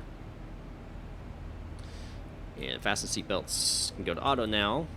Do a recall, make sure there's no errors that we got rid of, and we'll do an adjustment on our heading. And we're looking for that white triangle to set our heading to. And again, we're waiting for our altimeter to go to standard at 18,000 feet. yes, if you're cleared above for ATC, for example, 360 or 300, you can on the snap. How do you know pressure is good when you get a chance? So, for example, if my duct pressure was down here at, like, let's say 10 psi, that's not even close to enough to be able to pressurize the cabin. There are, I'm sure, actual manuals that give you, like, this is what it should be between. I don't know the specifics, but I do know that in order to actually pressurize a pressurized cabin to what we're going to be doing, to the pressure we're going to be going to, you're going to need a pretty high psi to be able to actually push enough air into that cabin and hold it there. Yeah, but you will get a warning when this pressure is not high enough. Then you can fire up the APU and put some extra pressure there. That's also quite useful. So there you go. You'll get a warning. It'll let you know.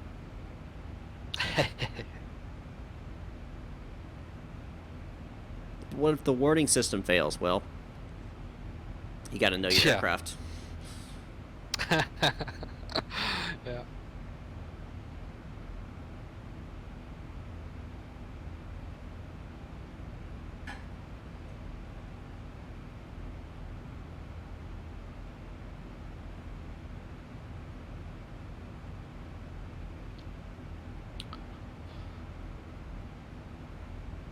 Open up the sim brief and take a look at your next waypoint where you compare your burnt fuel and your rest of the fuel with your remaining FMC. Yeah.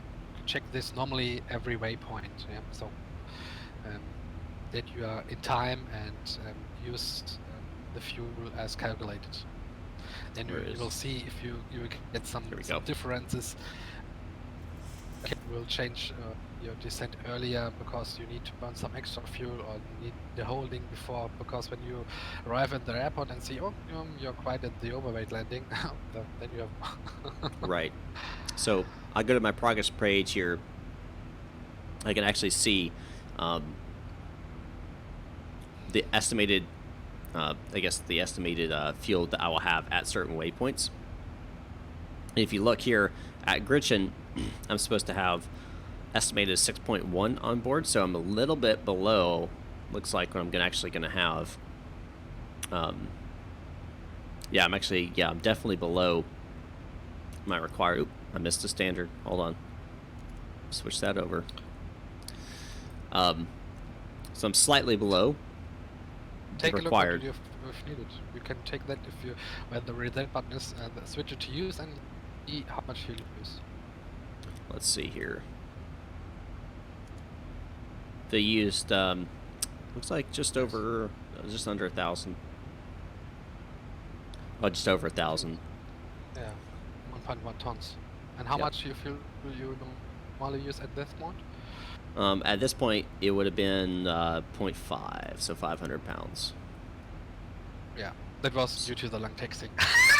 Yes, yes, Yeah, talking too much. yes. Talking too much, doing what we did, Okay. bringing it You have out. a direct. We'll see how it goes, though. A lot of times I found that in cruise, I actually make up for that, any issues with that. I usually land with plenty of fuel on board, but we'll keep an eye on it. Yeah, that's one of the reasons why you take a look at this every waypoint, and you will see if it's going better, and you may have to double. It's not possible. Right. Airport. Now at JLAR, we're supposed to have 5.2 on board. With the estimated burn of 1.6 tons. And so at JLAR, we'll do another check, which is in 33 nautical miles. Okay. But yeah, now we're in cruise. Well, not yet. We're climbing to cruise. Yeah.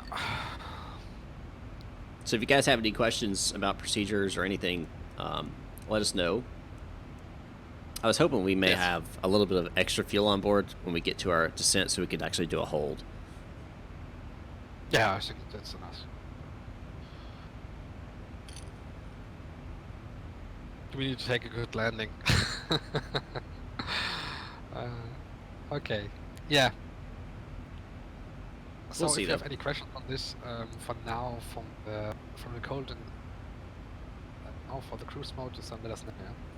We can answer now. We got some specials now. Planning the descent. Normally we do this about 18 nautical miles before. That's the point where the descent checklist will open. 18 nautical miles before top of descent. But we can talk earlier about this and plan the descent now a little bit earlier. And the wind calculations and the sheets brought to Micah, and he also put this in the channel description. I've created to see how to calculate the approach winds and the additional winds you need to get a stable approach. Yeah. Do you want to wait till top of climb to do that? I think so. We will wait. Okay. So a little bit under 40 miles, and we'll start talking about our descent. And yeah. Of course, we'll use the AP Soft airplane toolbox as well, alongside of that, to help calculate some items. It was a long starboard runway we used.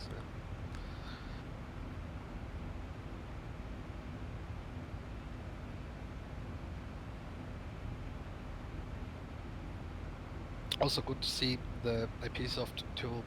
You can see the runway lengths. Yes.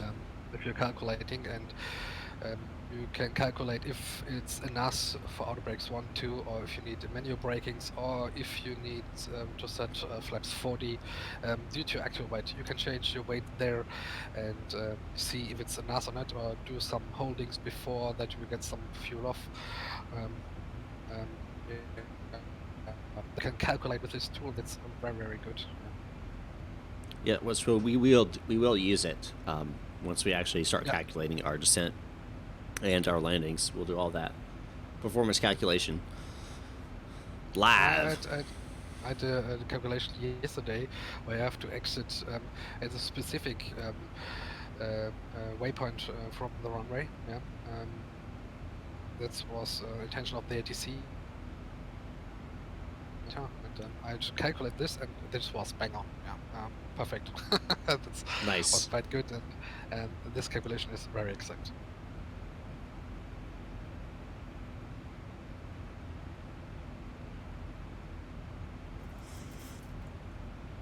Now, we are supposed to is a select temp on SimBrief? Don asks, and the answer is no. The select temperature is not on. You have to use a calculator, a performance calculator, like we've been talking about, AP Soft Airplane Toolbox, which is free, and it's a fantastic tool to be free. Honestly, it's right there with Top Cat and all that kind of stuff. So, SimBrief is free. You can use it. Well, not SimBrief. SimBrief is free and you can use it, yes. But also AP Soft Airplane Toolbox is free and you can do all the calculations there, including the select temp. That'll be given to you by the takeoff performance calculation. But as I said, the saloon temperature is up in the next version. So 123, we use now a pre-version which we release next week. So expect this next week, and version 123, and that is also fine with the saloon temperature. There was a bug inside. I've talked with the guy last year, and he just fixed it and sent me the pre-release version, so that we have correct values for now.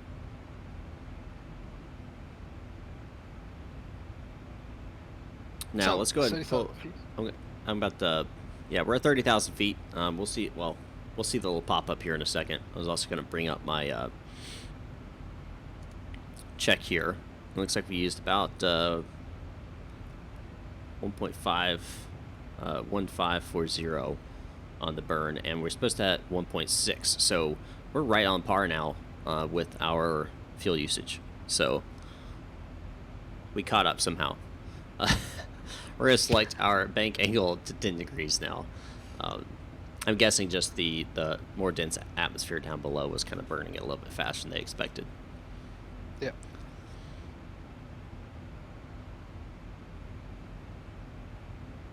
But at top of climb, we should have 4.8, 4,800 kilograms of fuel on board. So we'll check that at top of climb, of course. So maybe we'll have enough to do a hold once we go into New Orleans.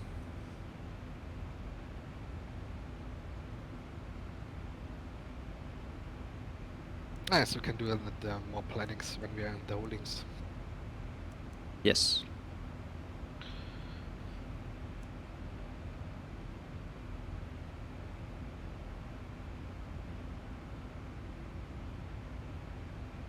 Now, of course, we're going to go over the fix rings and how to calculate your descent manually, because as we know, Zibo calculates the top of descent a little bit too close to the airport.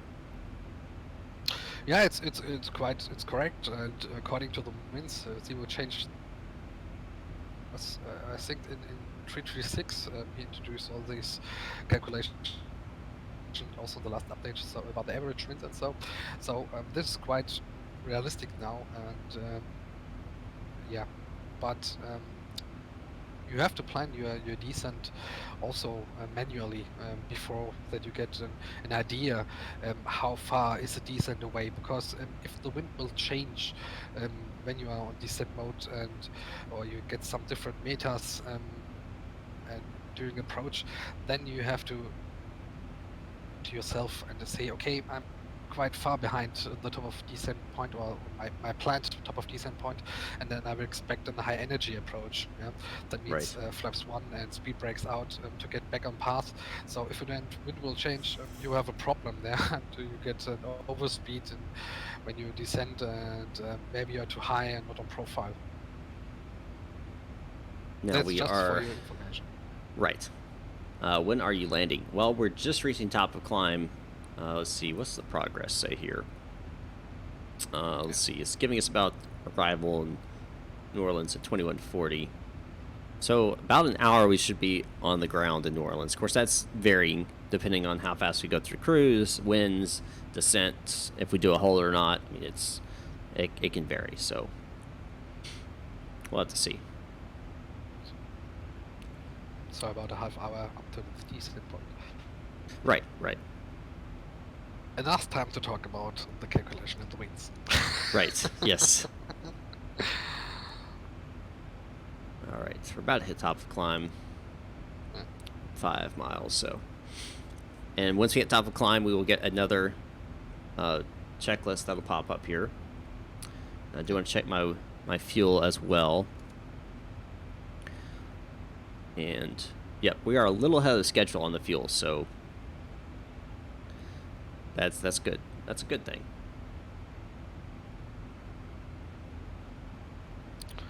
So you will ever have something to do in the checklist. Right. You never stay alone. Yeah. 1,000 to go. And always Alright, think about 1,000 where feet you're to go. heading. I know. I was talking to him offline, and I was like, one of the most annoying things is the constant reminder, hey, heading at every waypoint. He's like, well, in Yeah. real life, you're supposed to check your heading and your fuel at every waypoint. I'm like, it's so annoying. Yeah, but most people do not know how to set the heading. Yeah, and you see there it's on track mode. Yeah, and you have to set your heading to your track and not to your heading of your magenta line. Yeah, so Right, then which pump I was will- doing too. So you have to set it to the white little triangle there. That's your head, your tracking. All right, so let's set the let's set the lighting here. Oh, not the doors. That would have been bad. Lighting to cruise, medium, and we'll make the announcement that we are now leveled off here. Start cruising altitude. Looks like we are anticipating on-time arrival. You're going to turn off the seatbelt at this time. Just remember, if you are in your seats, keep your seatbelts fastened in case we do experience any unexpected turbulence. Enjoy the flight, and if there's anything we can do to make your ride, to let a member of the crew know. All right. So, shall we get into discussing how to plan an approach, doing the calculations for the winds, and also using APSOF for your landing performance? Yes. All right, fantastic.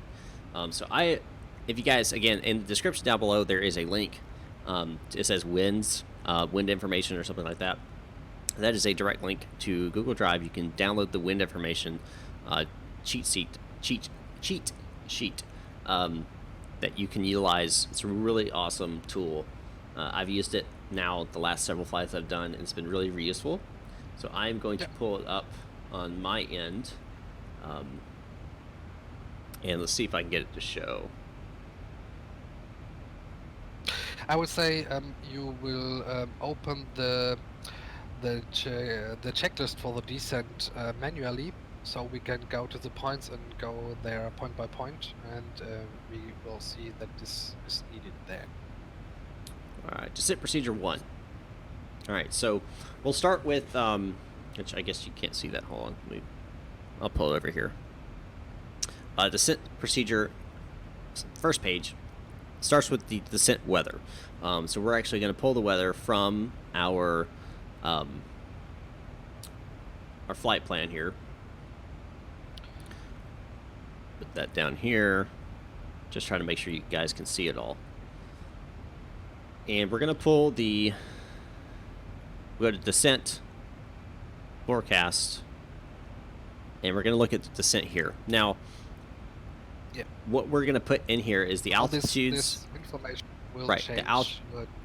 Yes, yeah, it would. Altitude, winds, your isothermal temperature, and of course your QNH at the arriving airport. So we'll first start off with putting in our flight level steps. So we'll put, always do the 3 below. So of course you could put in 35,000, but we're at 36,000, so it's almost not really necessary. I usually try to find what are the biggest ones, so it looks like the biggest changes will be between 31,000, 20,000, and 15,000. So I think we'll do those. Yeah, I always use 3200 and 100, depending if you're below 30,000. I use 200, 50.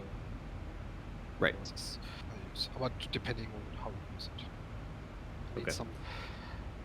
You get some correct braking winds for descending when you reach flight level 100, then you get no overspeed below. Gotcha. Yep, so we'll do 200 then. 150, and 10,000. And then we'll do the wind directions to speeds. So 262 at 44. 272 at 37. And 278 at 35. So that's what we get for the winds. Now the ISO deviation, you pull that from the flight plan as well, right?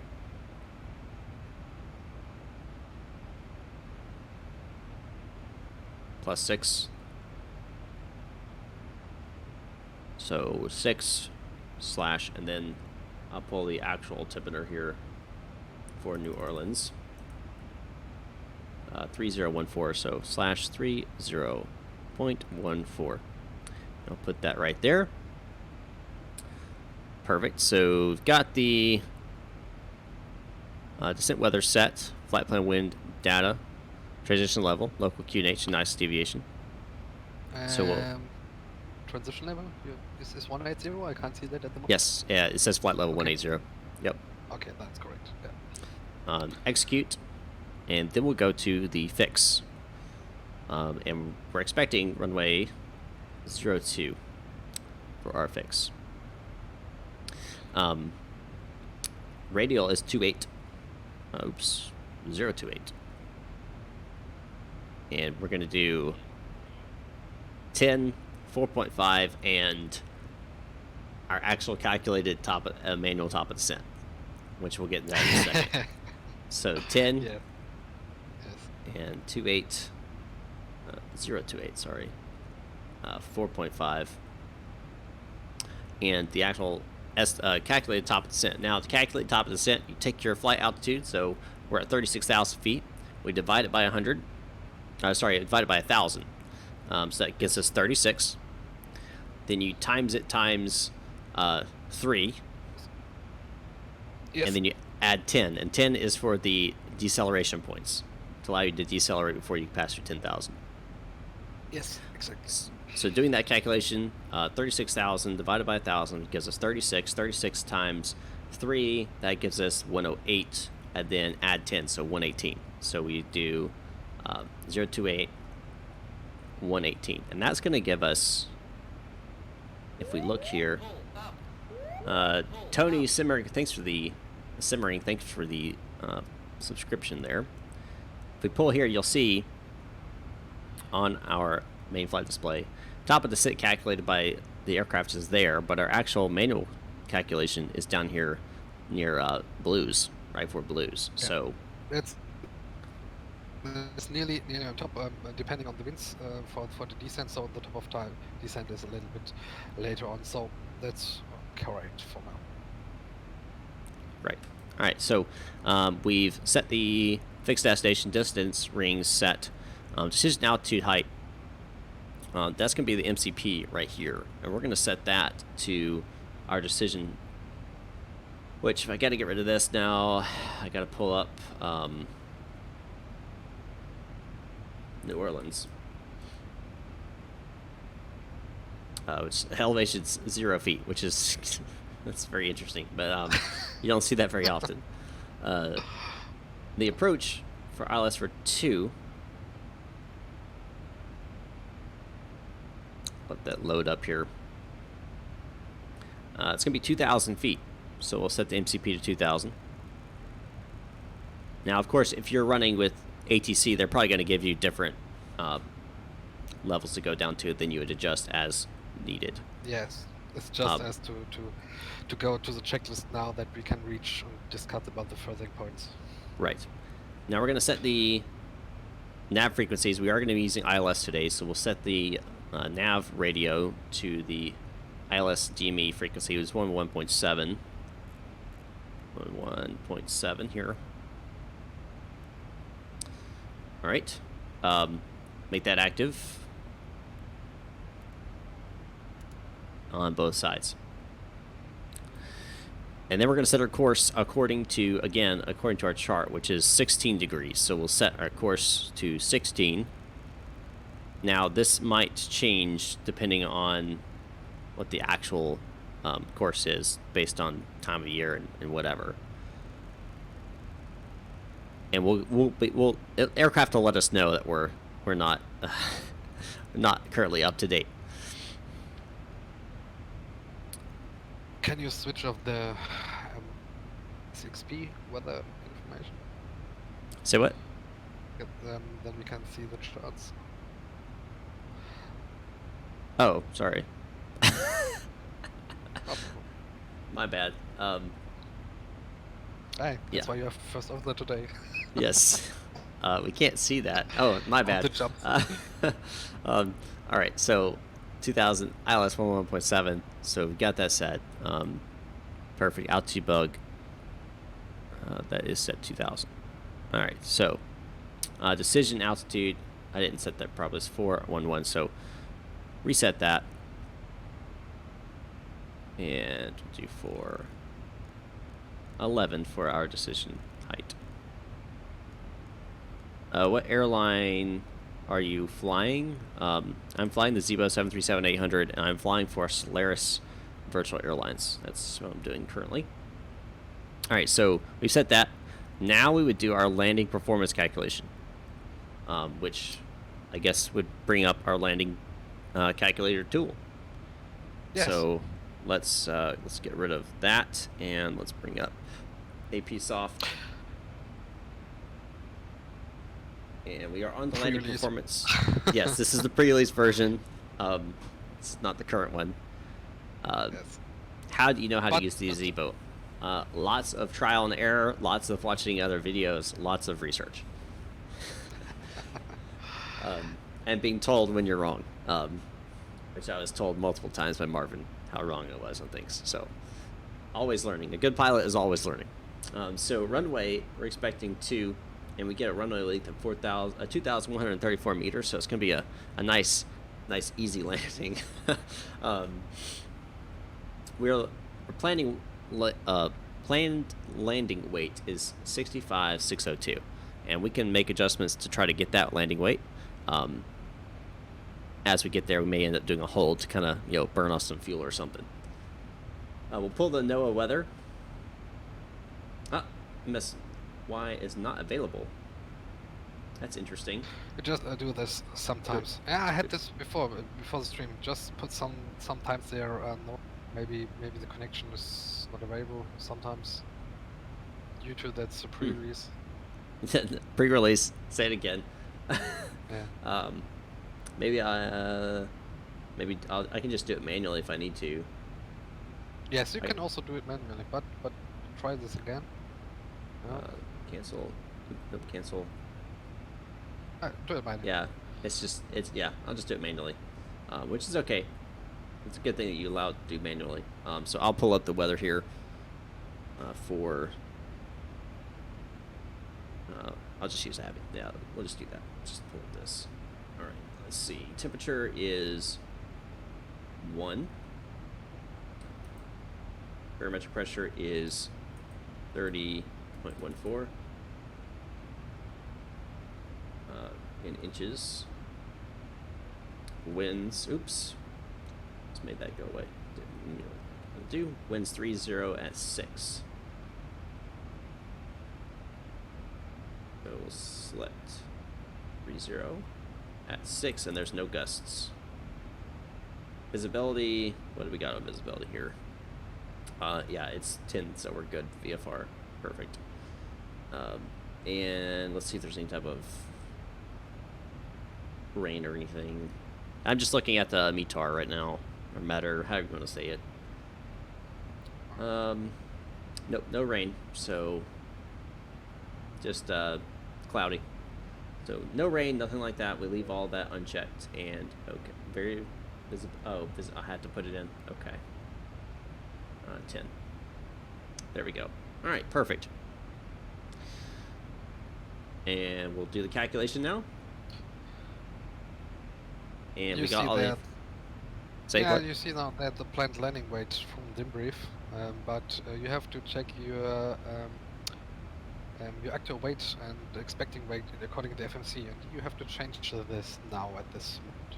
So go to the FMC, go on the progress page, and see when you will get actual. So I have 4.5 units and 3.2 at the arrival. So you have a difference of 1.3 on your actual weight. Yeah. So go to no, that's wrong. 1.3 tons. That's the difference. So that'll be go to the init page. our arrival right here. Yes. Yes. 1.3 tons from your now actual weight. It's not letting me input it. No. Just go in now to the init page. Oh, init page. Okay. As the FMC, and you see now we know that we have we use 1.3 tons, and now we will change your cross rate in your FMC, yeah, for the approach, and you minus now the 0.3 tons, so you have 65.6 tons. You have to enter this and enter this there, this place. Into the gross weight. Yes. Okay. Go. Now you see the approach speed changes to 1.4. Right. And you also use now this 65.6 tons in your calculation tool. Which it is already 65.6 tons. So. Yes. And we already got all that, so we're good on that. And we're using Flash 40. That's what we're expecting to use. And landing weight of landing altitude 50. Blah blah blah. 47, 142, and then auto brakings. Okay, so now at this point we need to bring up our wind calculations, right? Yes. Just put flaps 30 as I see here. No, flaps 40 is needed, right? Yeah, flaps 40. Yeah. So flaps 40 is needed. So double slash this flaps 40. Yep. It's already set. Set. There. So, now go to the wind correction, yeah. And right. Many people do not know this, that the wind correction has to be used depending on what you're doing. Yeah. Mostly you use +5, and you notice sometimes that your plane have an unstable approach, you're rising up or pitching up and down, and your speed is trying to toggle this, and that's not good. Yeah, and that's due to the fact that you have winds there, and you have to set the wind correction to your FMC. Yeah, and that's why I created this table there and this sheet. Maybe you can do this bigger. I do not know, that we can see that. We see that in the description. Everyone can open this now if you want, and this approach speed you see for the manual landing ref, which is also the value in the FMC. And you have to add 50% of your headwind component, yeah. And if you have gas, you will also add 20 knots, which you will see there on the right corner, yeah. And this is the value we want to calculate, and you can do the math. Yeah, you can get off your calculator and do this with sinus and tangent, cosinus and everything else. But I said now that's not good for me. I want it quick and easy. Yeah, and I created this sheet here. You can now see that you have your meter. What's your actual meter? Wind. 6 knot and direction. 0, and you are landing. And what was your runway? 28. So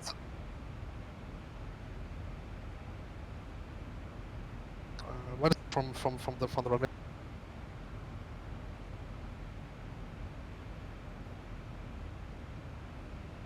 So we have 50 degrees of difference.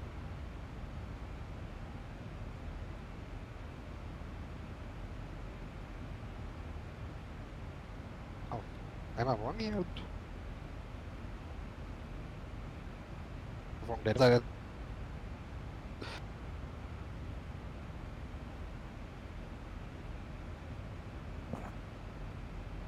Yeah, the thing is, you just have to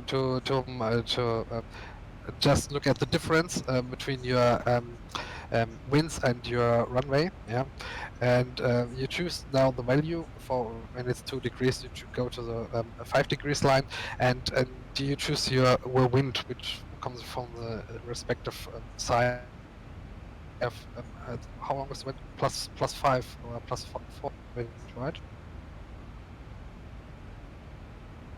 Yeah, so it's below 10, so your value is still 5.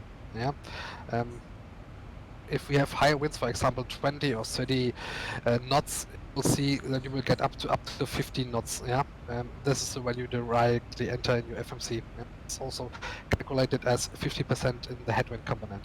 So just go to your chart, look your runway, look your winds, say the difference, see at your different angel, and say your wind, yeah, and take a look what your value have to enter in the FMC with a correct headwind component. Yeah, that's very easy to use.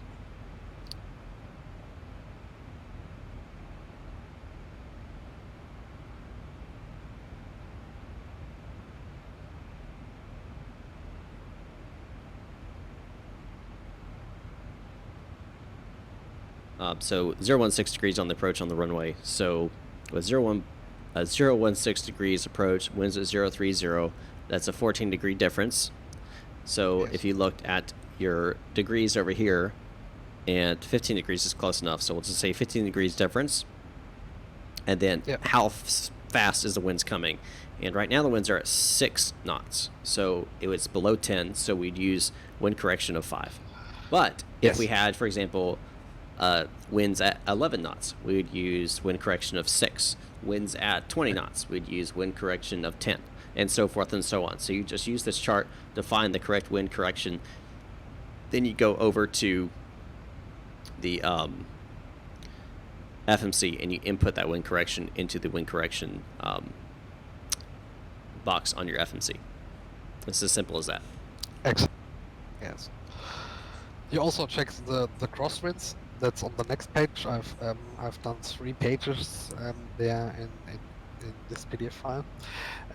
You also check if the crosswinds are in your operational limits. So we have now 10 degrees, yeah, up to below 10 knots. So that's not the point. We are still in valid conditions. So if you get an angel of 90 degrees, for example, and you have 35 or 34 knots, so usually you're outside of manual landing and you have to divert. And for example, if you have 50 degrees off track and you have a value of 13, yeah, you cannot do an auto land on Cat 2 or Cat 3. Yeah? You're outside of the limits, and if the weather condition is bad, yeah, a manual landing. That's also something you have to mention, to look for, yeah? And that you wind from the side and the operational limits. Yeah. Also, some airports are used to have winds from behind, tailwinds. That's the last sheet. You can also do the tailwind landing, and that's the same. Yeah, for the tailwind landing, there's a third page where you can see the operational limits. But it's very easy to use, and you just have to look at this chart. And if you have questions on this chart, maybe you don't exactly know how to use this, you can write that in the chat or in the comments, and we will answer again. Yep. So you got your wind correction, crosswind limitations, and then your tailwind limitations all in this. So it's a really nifty thing to have. And again, the link for that is down in the description below. If you have any questions, let us know in the chat. Just print it out, have it beside of your desk, and that's very easy to use, and you can enter your correct value for your ref speeds and your additional headwind component. So just fill the intro away. It's what, +5, right? Yep, +5, sorry to put in. You said it. Okay, perfect. So we've done our landing performance calculations, checked our flaps and VREF. Auto brakes is calculated. So if we bring up our AP soft, we're going to see something here. We cannot use auto brake 1. We would not stop in time. And this is with full reversers of both. So we got both reversers on. So we can't use auto brakes 1. You see there's no numbers here. So we have to use either auto brakes 2 or auto brakes 3. I'm going to use auto brakes 3 because I want to give myself a little bit of buffer on the end of the runway. Yeah. I don't want to stop 149 meters from, and that's if I touch down right at the beginning. So I want to give myself a little bit of float time. So I'm going to put auto brakes 3. Yeah. So if you're getting close, you can also manual braking. So. Right. If I need to. Down here, descent, pressurization, landing altitude. That's 0. So we've got 0 set. Anti-ice not required as of right now. Approach brief and fuel. We discussed that. We might do a hold. And we've set the IS and altitude bugs. So, with all that being said, I'm going to bring this over to here. We are getting kind of close to our manually calculated top of descent. But the actual top of descent is a little bit further in. So, would you recommend doing a vertical speed descent?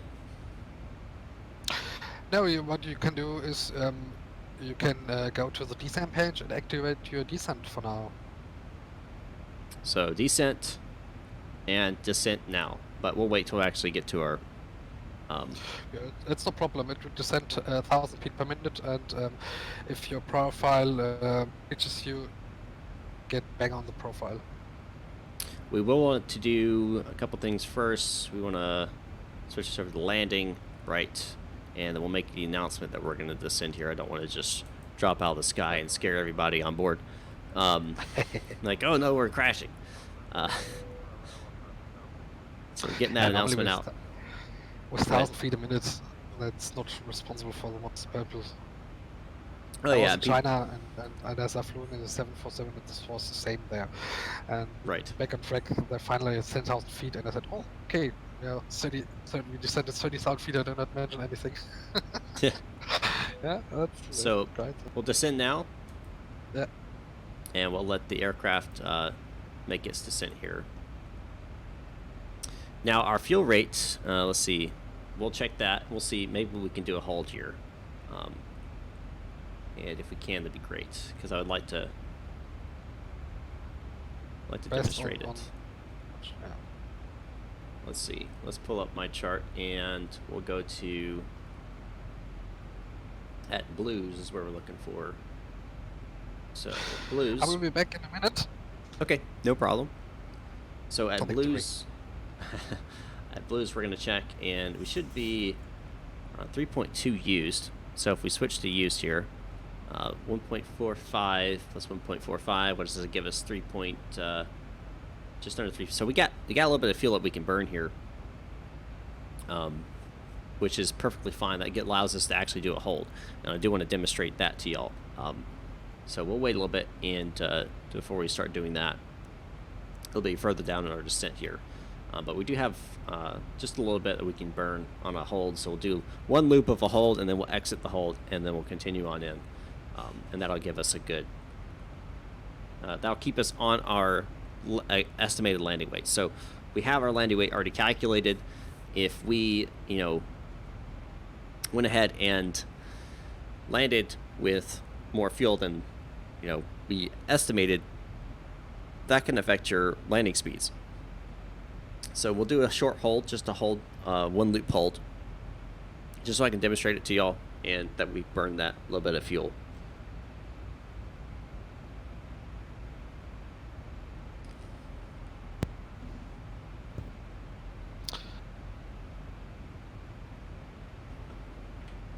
So, Marvin, we do have a little bit of fuel that we can burn.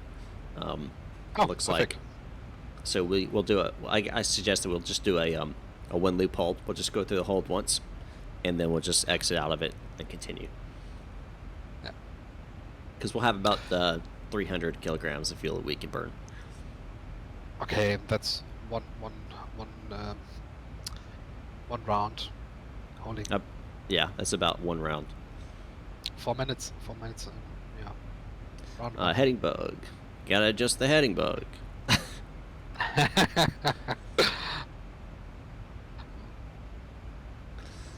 All right. So I figured what we'd probably do here is Let me zoom out a little bit here. We'll switch to plan. I figured probably wait till we get to, I don't know. What do you think? Let's see, previous page. Well, let's look at the arrival. See if there's actually a hold already built in. Let's do that. Because there's a hold already built in. We'll just do that. And the charts, right? Right. There should be a hold. Yeah, of course. Yep, there it is at Zibo. So we'll just do the hold at Zibo then. So you can see there is a hold available for pilots on the arrival. So we'll just do a hold there. I do want to check rhythm, make sure that's clearance across 11. So this actually needs to be at 11,000 at rhythm. All right, so we'll do a hold at Zibo, which is our next waypoint actually, but it is a little bit out, 55 miles. So to do a hold, it's really not hard. Basically, you select hold, and to get the fix, I think you just hit legs. No, hold on, let me get this out of the. Are you in a playing mode? Yeah, I just switched it back to plane mode. Hold. Yes. And next hold, if I'm not mistaken. Yeah, and then we select Zibo and bring that into the hold, and it gives us into a hold page, which allows us to kind of see information regarding the hold. So right now we can see that we have fixed Zibo, which is correct, and our estimated speed is about 240 knots, which I think that's, yeah, we'll just have to probably drop flaps 1 or something like that for that hold. Yeah, in this height you have 240 or 230 right. in the speed. If you're below 10,000 is 200. Yes. Right. So your inbound change, your cursor change is 147 right turn. 173 right turn. So right. Course. Right. That's I was actually about to get to that. So we can see here that we have a 173 inbound, and then our actual turns here are 353, but our inbound set here is 220 at right turns, which is not according to the charts. So we actually have to make that adjustment here. So 173 slash. Oops, invalid entry. Invalid entry. Why does it give me an invalid entry? The right turn. Right. Hey, the Mexican, welcome back. Our space turn, I believe, our turn. So put that in. See, it says invalid entry. No, just turn in right and then click on. No turn riding there. Just right. Yeah, just 173 slash okay. right. Yep. That makes sense. And then it gives you our quad radial, which, if we look at the chart, is 353, which is matches FMC. So basically, that now it's set up. We could actually go ahead and I guess we can go ahead and execute it since it's the next waypoint. 5 minutes it's fine. This height later on it's a minute. So it's 5 minutes above 10,000, and then below 10,000 it's 1 minute. Yes. Okay. So leg time 1.5, is that right? For leg time? Yes. Yeah, 1.5 is correct. So 5 minutes approximately. And if we check our progress page, let's see here. So execute. So yeah, we could execute it now.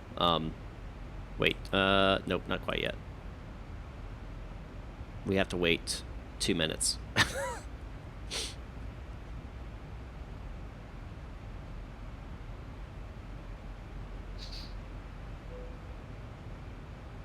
So wait till 2117 Zulu, and then we'll execute that.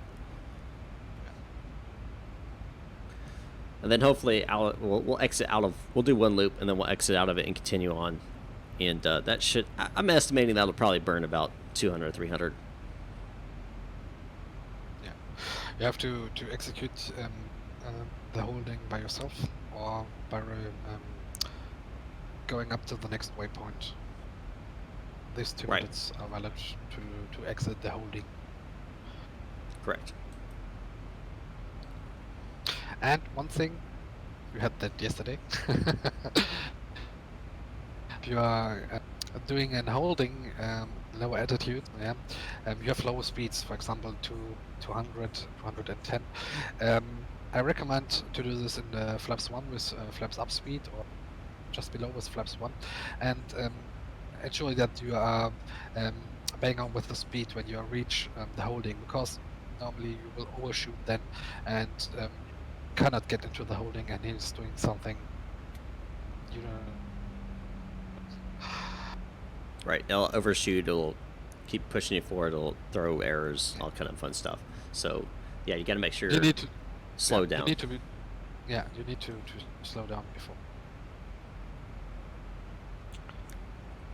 I actually inputted this wrong, by the way, on the fix page. Oops, 016 10.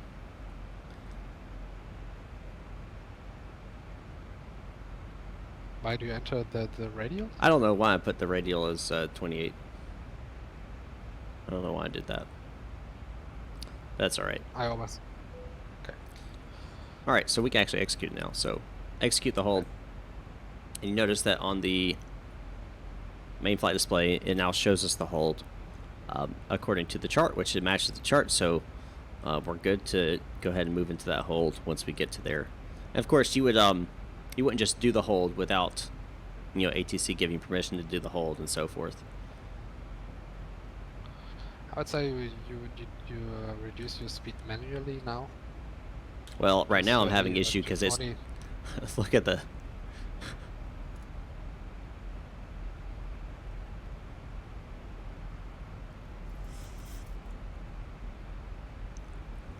it was dropping me at 4,600 feet per minute. Yeah. Yeah, reduce the speed, use the speed brakes, and descend or brake to your holding speed. It was 240, right? Yep, 240. Okay.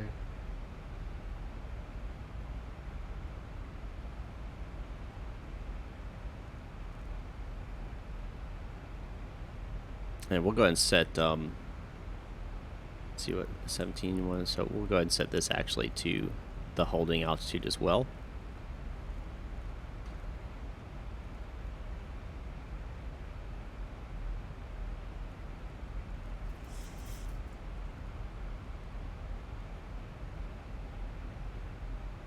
Now we can slow down here. Yeah, I wanted to drop me out of the sky.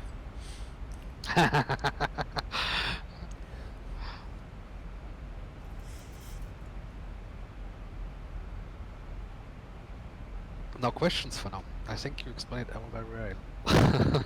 Yeah, apparently. Yeah, checklist is normally very clear.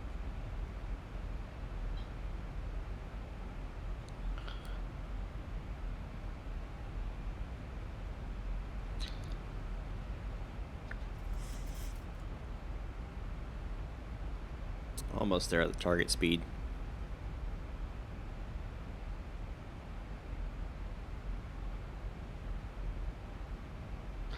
So you can change now your local QNH, because you will descend below 80,000 feet. Yep. So look, QNH, just pull it up. 30.14, so we can go ahead and set that. 3014.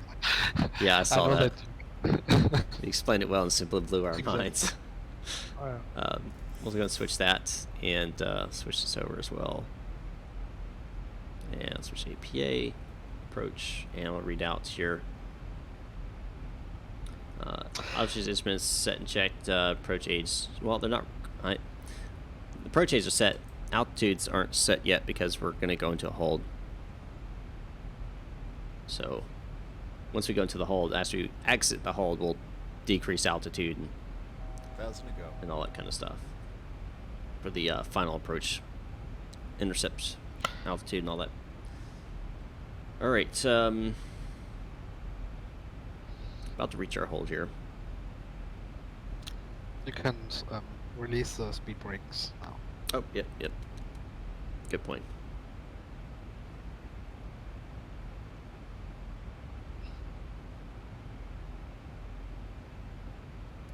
By the way, I always had written in comments Discord and so some guys are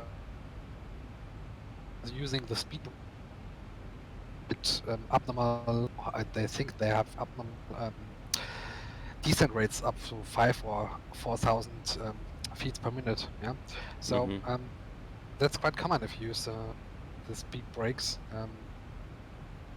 The 737 is a very good gliding, and you use this in real life very often. Now, you notice, guys, we have entered into the hold here automatically. Exactly.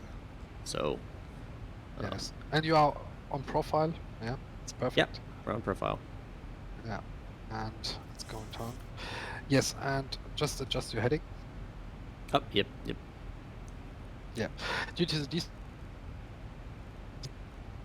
the pressurization, when you receive that, will change lower, because at the moment you have maximum up to 8,000 feet with your pressurization window. When you look up, you have about 8,000. Now it's lower. It's about 5,000, and it's compensating up to normally about 1,000 feet per minute, so you have less pressure on the ears. So that is. If you descend 4,000 feet a minute, you do not have a decompensation, which is 4,000 or 5,000 feet a minute. So you can do that. That's no problem. The pressurization system is doing a great job and doing this as in real life. So you do not feel so much descending feet per minute. Right. And yes, Leo, Vin Kaizen, that is Kaizen is Marvin. Yes.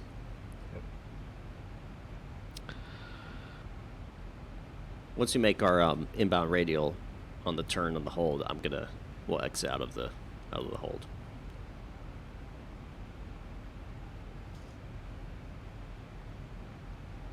So again, we're just burning just a little bit of fuel here, just to kind of make up for we're a little bit ahead of schedule, which is great, I'm sure, for the airlines and stuff. We don't care.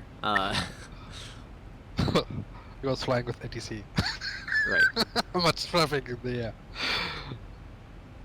But that's normal. That's why you have contingency fuel. They're up to 50 minutes now. Right. That's normal. So you used 1.64, and we'll times that times 2 here. So 3.28, and we're supposed to have burned 3.5. So we have quite a bit for the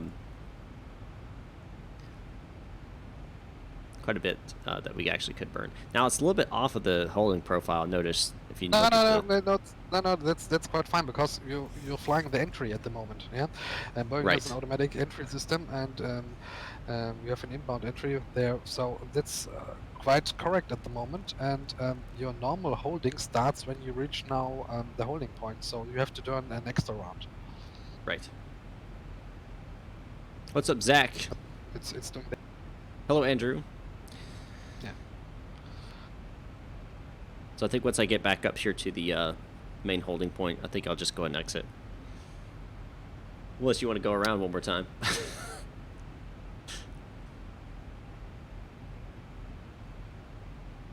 Hassan, what is the best way to learn X-Plane with the Zibo mod? Watching my videos. Using my checklist. No, doing your research, watch videos, YouTube videos. Flight Deck to Sim's really good. He flies it all the time. So I recommend him, of course. And of course I recommend my own videos. Duh, I make them. I couldn't not do that.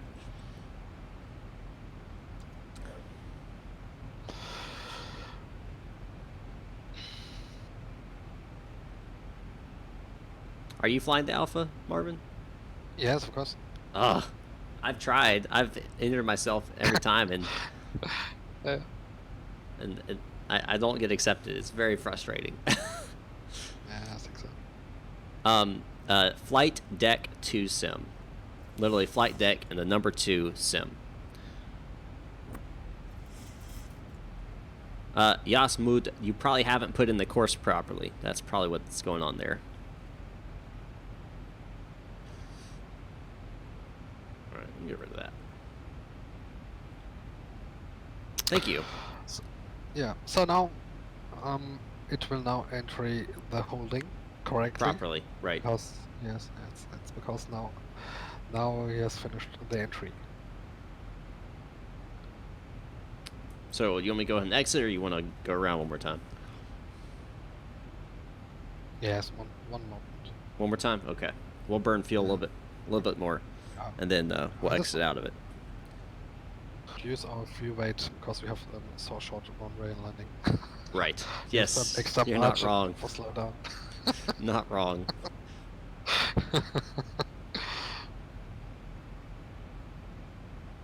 So we'll go up to 353 again.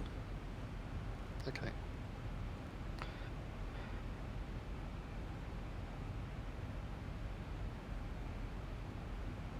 And sometimes, if you guys fly on VATSIM, sometimes the controller might actually give you a hold for spacing or for sequencing or anything like that.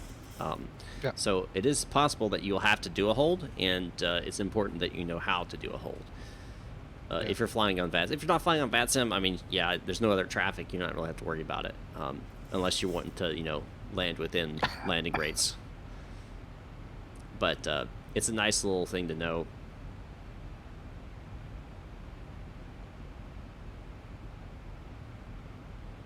It's a little bit off profile, but I mean, it's close enough that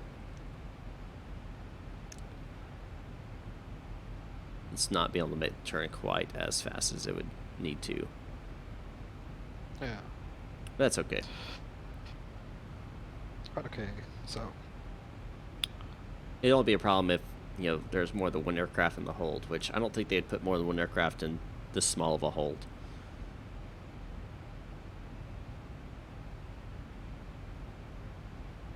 They might do it if they extend the leg spacing. They might do a 4-mile leg or something and then enter a second aircraft into a hold. you can exit the hold.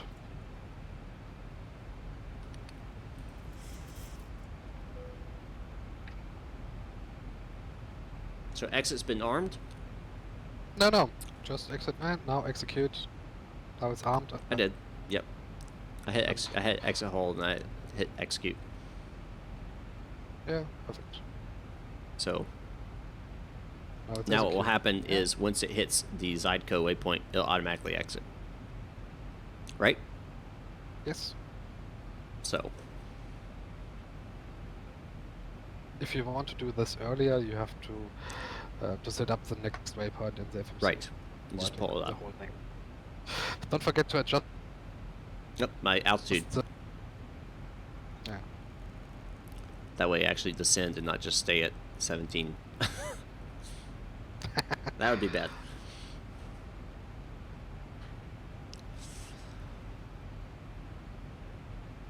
Huh, it's doing an early turn here. Yeah, it seems like it's just slightly off the course there, but that's alright.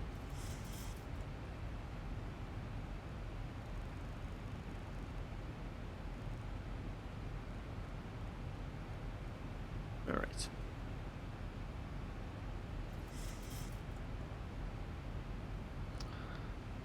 At some point we can mention to Zibo. Yeah, it's something we can mention. Hey, the holding's a little off. He had done so many things there now, especially with the calculation of a CG. It's immersive at the moment.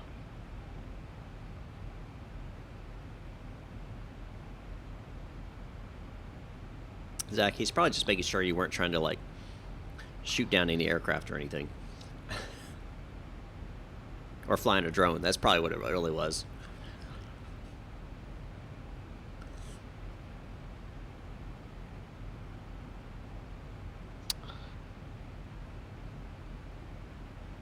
Watching people to the outside. Did you check the wind formation charts in the description? And do you have questions on this? Due to the wind correction as we explained before. Now you've got the chance. Right. Right. During a hold, it's a perfect opportunity to do that. So let's see here.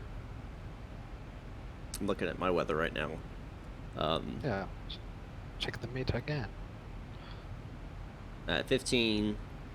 No, that's spot on. The FMC of this. Yeah. It's spot on. Yeah. Do you know how to check the meter in the Zibo mod here? Inside of the actual FMC? Yes.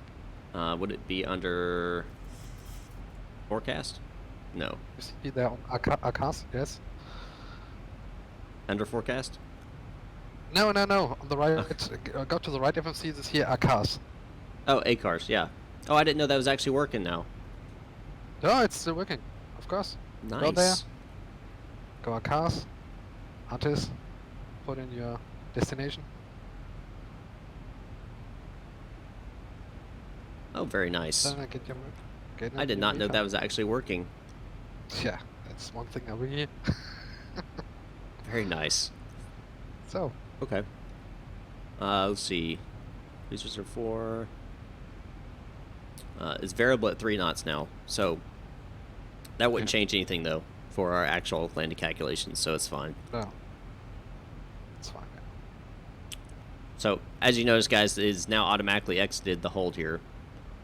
It should start descending automatically.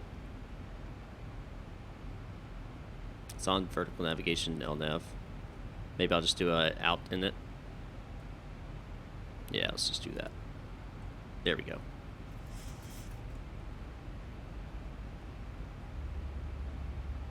Alright, so we're back descending now into the New Orleans area.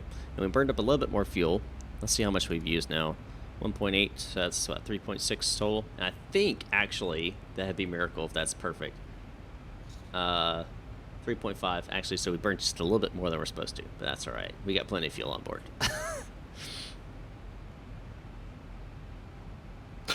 So you can recalculate your approach speed with the AP soft. I could, yes. Let's see. Yes. Let's see. Just expect what you will get now. Check your progress at the moment, how much fuel you have, and enter the No weights. change. No change at all. Nope, no change on the VAT, VTD, or VREF. I did change the amount of braking required. Now I have an extra 18 meters, so... Okay. Yep, it was only 100 kilogram difference, and so it's very minor.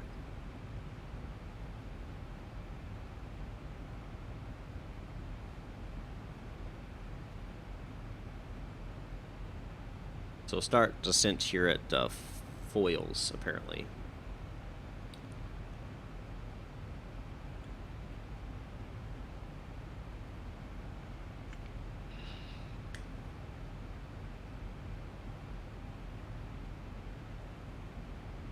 See, make sure it's still in. Oi, what happened to that?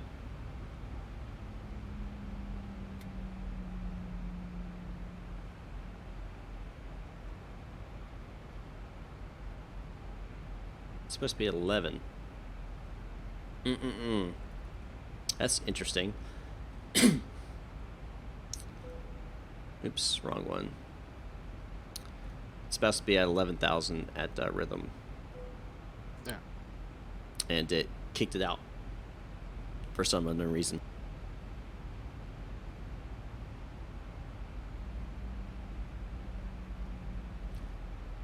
All right. Pro tip, you can always go to solarisva.org and you can join there. Oop. Speed brakes. Pull out. Yeah, you have to be at 50, right? Yep. At 10,000. Well, actually, no, it'll be at, 50 at rhythm.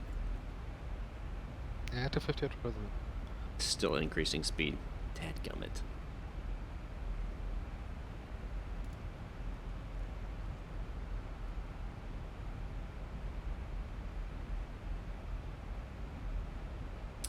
I don't know why it kicked it out of the flight plan, because I mean, I put it in there. That's weird. Just the heading. Ugh. I'll remind you. Yeah, yeah. Before your checklist even reminds me. Yeah, if it's events, you have to stay a corridor of 150 meters. So yeah, you have to notice that you check this. Oops, did I reset it? I might have reset it. That's stupid. Let's see, 3.2. Okay, we got plenty of fuel on board. We're good. If you're on the, you do not get so much fuel burning, so about 300 or 400 kilo, because they are mostly on idle. So you will see that in the progress page very exact, and there's no need then for to look at the charts here. Only if you're on cruise level to see what you will expect for the descent.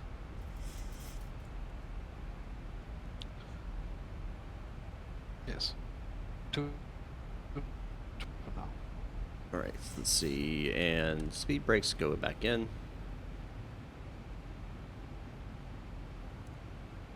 And looks like we're gonna have a straight in approach, which is really nice.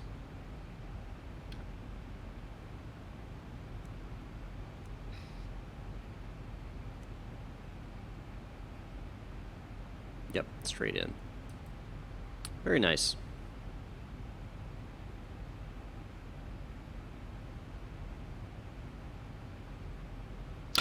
Your TCAS will be shown in the Zibo mode to 40 nautical miles. So if you're above, it should not be shown.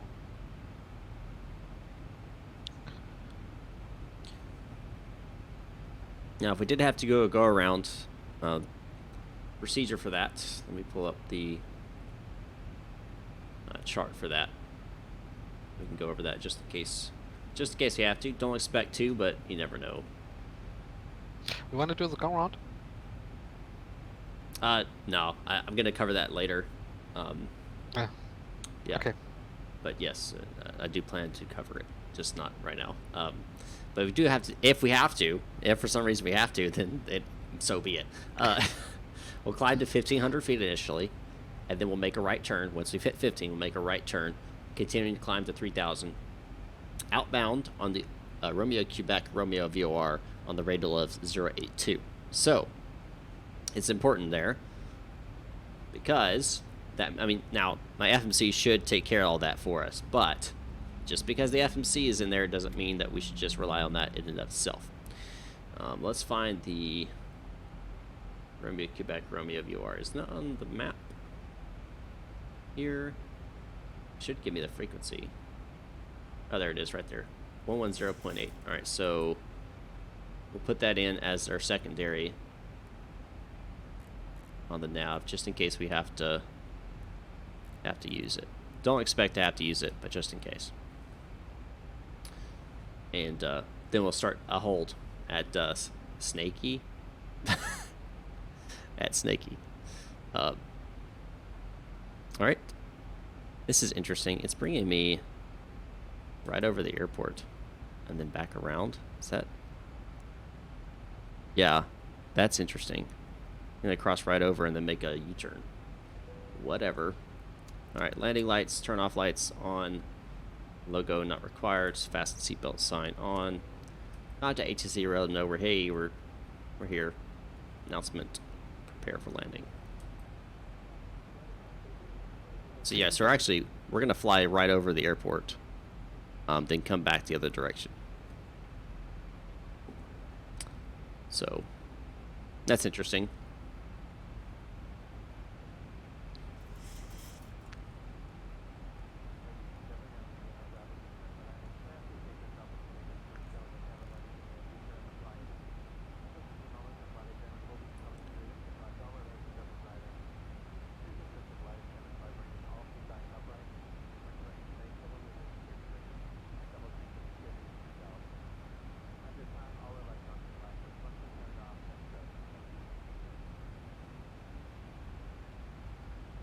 All right.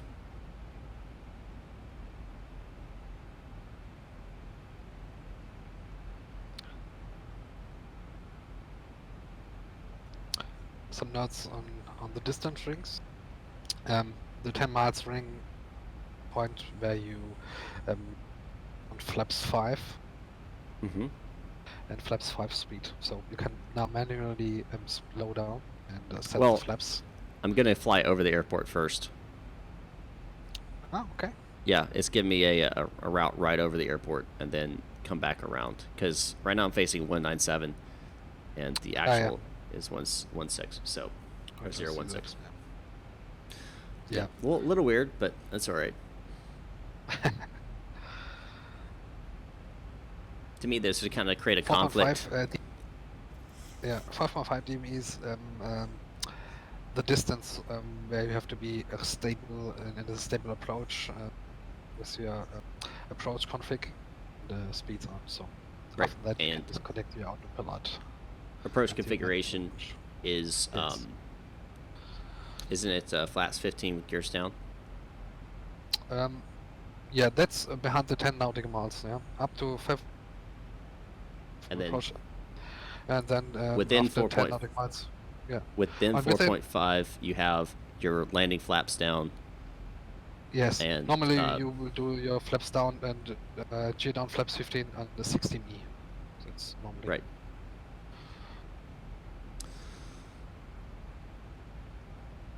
You can do it earlier to do a manual approach or visual approach if you want. So normally you have to be config 4.5 dB. Not sure what this magnetic line's shooting off here is for.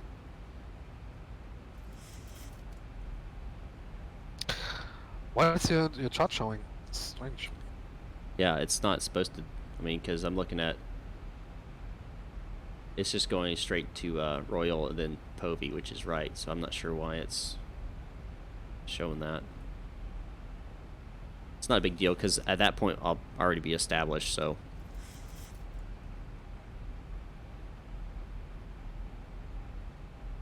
We'll see how it does here on the. I don't know how well it's going to do on the 180. Might have to manually do that. Do you have set your speed brakes?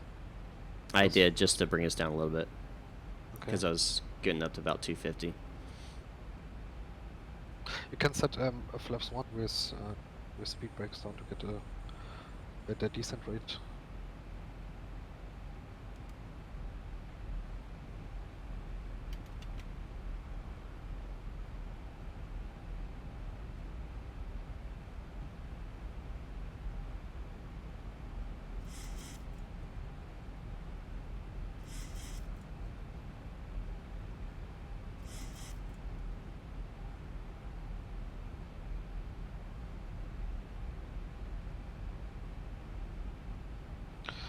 Manage your speed now manually, the FMC. Yep, And I that's just the did key. it. I just did it.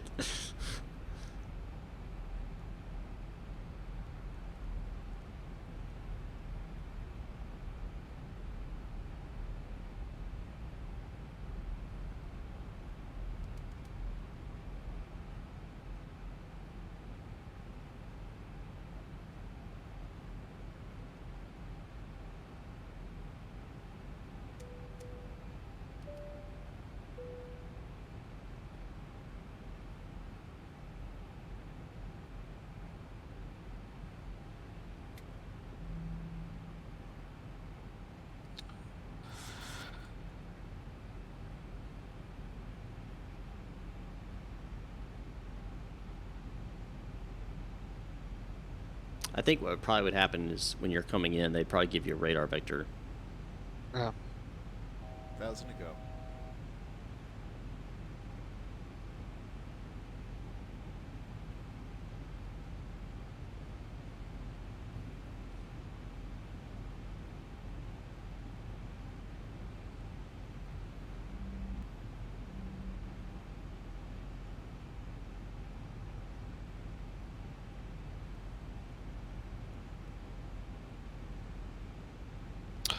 Looks like it. Yep. But now you will see their vectors in the FMC. 2500. Vectors. On the next page.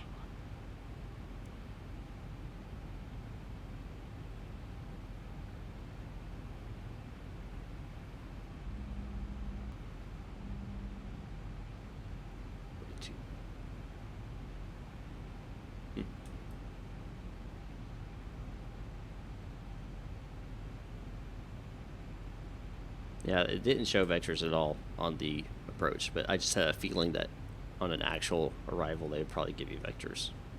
Sure. Maybe spin is still variable, you can change your approach. Yeah, I probably could have. All right, let's see how this thing. Yeah, that's what I thought.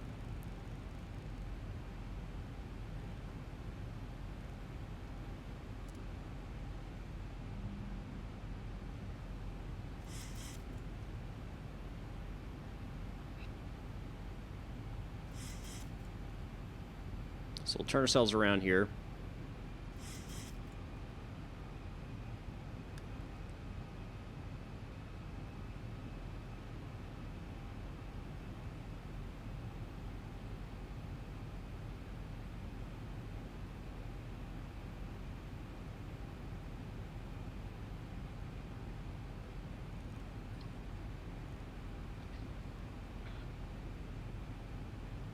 And then we'll get flaps 5 and 180. Well, whatever the flaps 5 speed is at 10 miles out. Yeah.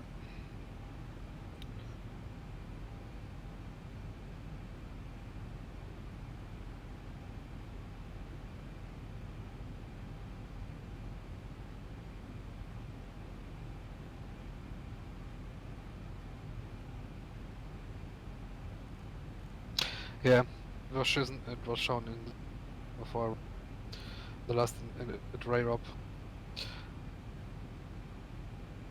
Landing as expected, just the final approach course. Yep. That's why I get this.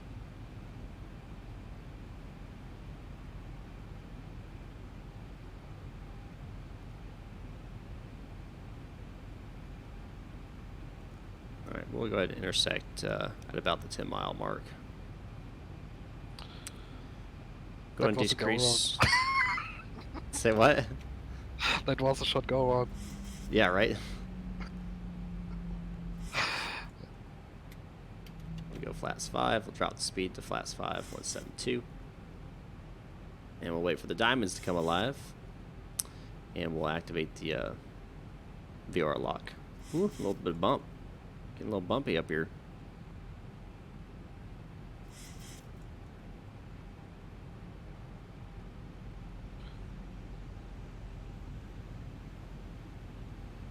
Verify one more time, make sure I got the right frequency. 101.7. Verify that's in there. 101.7. So I have 101.75. All right, let's try that. Let's try one. I wonder if it matters if it's 101.7 or 1.75. Must be 7.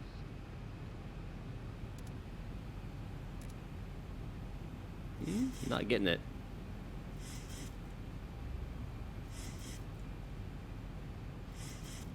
What chassis Say what? What chassis FMC? If you do pull up the init page? 101.7. Yeah. I have 117. Oh my gosh. I'm stupid sometimes. 1.7. There we go. VR lock. Okay. Alright, so now we're good. Now we're on the... Now we're back on there.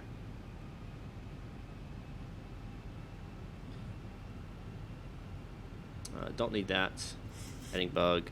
Set 116. Altitude missed approach. 3000. You're established on the ILS.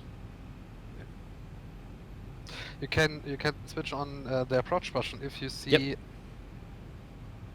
I saw the yeah. vertical diamond come in, so. Yeah. So 161 is gonna. So we'll drop 161 here, and we'll drop to flaps 10 and then flaps 15.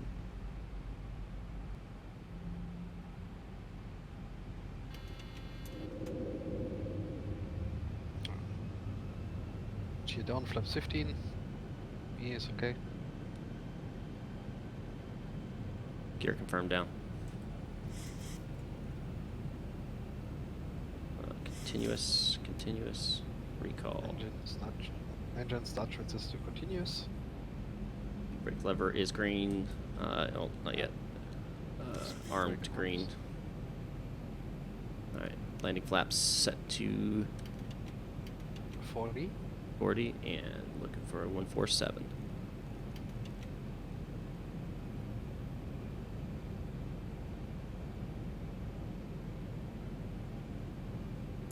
Cleared to land. Taxi light on. Landing checklist is complete. Waiting for stabilization, and then I'll take over manual. Exactly. All right, put your feet per minute in the chat, guys. What do you think I'm going to land at? Let me know, and we'll see who's closest. All right.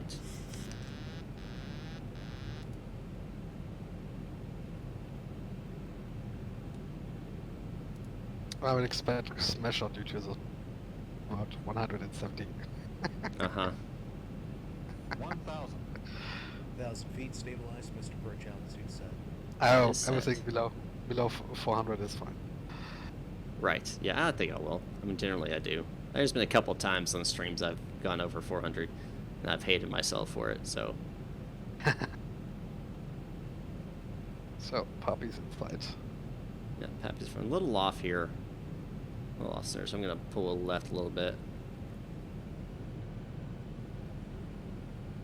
Ah, A little bit let's go high. up.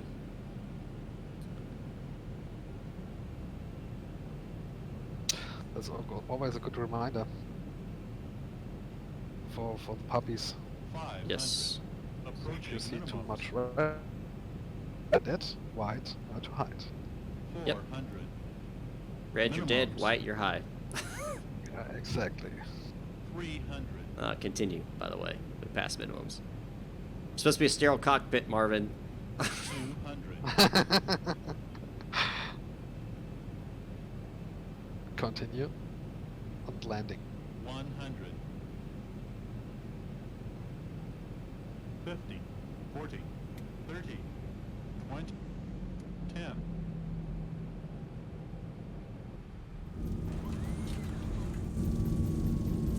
Full reversers. Yeah, that's a thought. 170, 180. 200 was feet per minute. 200 little. 200? That's not Yeah. bad. 200. Reversers idle. Yes. Reversers closed. Auto brakes off. Manual braking to 15 knots here. Normally, is idle reverse the trust you go only in except reasons for safety. With this short runway, yeah, you can Yep. use it, but you don't need it. Normally, it's calculated with idle reverse. Oh, okay. Speed brakes down. Flaps up or clear the runway. Weather radar is coming off. Terrain radar is off. Oh, I guess first officer terrain radars comes off. And transponder alt off here. See, this is when you need a first officer. Right when you get off the runway. Alright, we contact ATC and let them know we vacated. Get taxi clearance. Go and kill our flight directors here. Airspeed bug, 100 knots.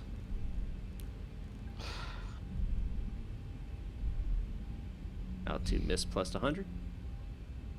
We're doing this a couple of times and we'll try to do a shared cockpit flight. Ugh. I don't know, I love you.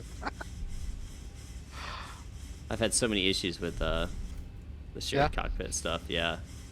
You've tried Right. it? I've never Yeah. tried this before. Yeah, I've tried it. It's just like the software just doesn't work very well. Alright, that's 4. Cabin lighting, medium. Wait on Everest 2020. Yes, yes. That's already confirmed. If you don't know that, the shared cockpit's already confirmed that it's going to Yes, be in there. exactly. So, Yes. absolutely.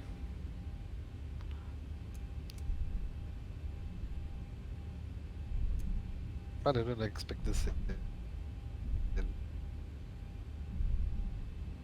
All right, let's get parked up here.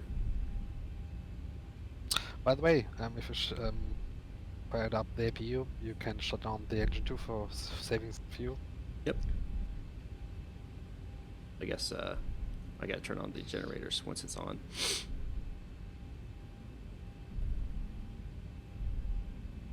Once we get parts, we'll check out the landing and a replay here, because that's what I like to do.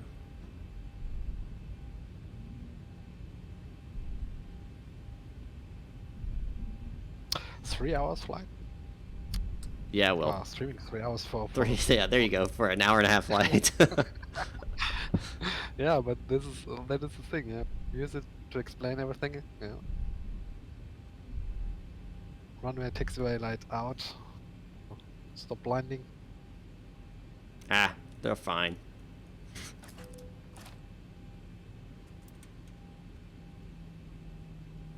All right, parking brake pulled, and number 1's coming off as well. All right, let's watch the landing. You could go ahead and do the whole transit shutdown or a full shutdown or whatever. Everyone who's watching, that is up to y'all. Usually I don't worry about that because I 2500. like to watch the replay. So let's watch it from the outside though.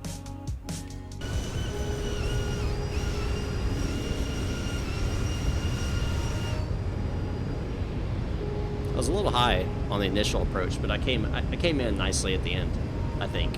Yes. I think so. Yeah.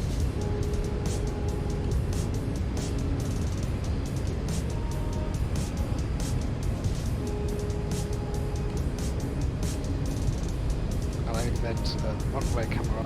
Yeah, above the threshold, flying above the threshold. Right. I like that.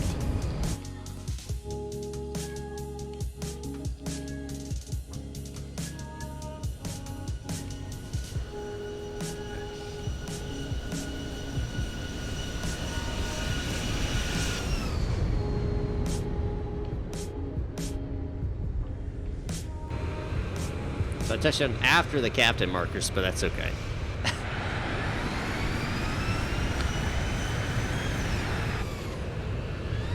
Yeah, Not bad. Yeah, it's good. Maybe a touchdown sound, so Yep. everything's fine. And center, so that's all you can ask for, really.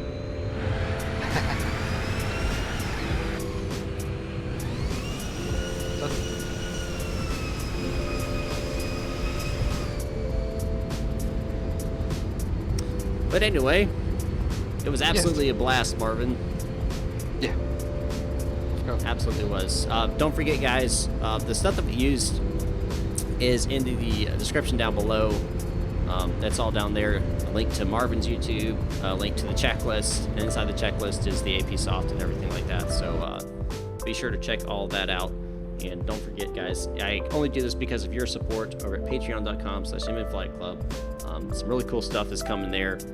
And, of course, check out over at the Discord as well. Discord, you'll be able to join for free. It doesn't cost any money, nothing like that. But you get notified when I go live, when I do other stuff, like when I do ATC, and et cetera, et cetera. So be sure to join the Discord there. Don't forget to like and subscribe. Don't forget to hit the bell notification icon as well. And, yeah, I do appreciate everyone who donated today. Ernie, thanks for your 14 rubles, I think South African rubles. So thank you for that. And again, thank you, Marvin, for doing this. It was a blast. Learned a lot throughout this process, and hopefully other people learned as well. So, yeah, wish you all a good day. Have a nice time. See you. Alrighty, guys. Thank you, Marvin. You guys know what it is. It is that time again for me to say goodbye. Sayonara. See you next time. Vishane, guten Nacht, and etc.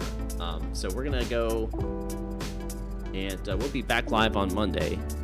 So I'll look forward to it, and I'll see you guys on Monday next time up in the sky.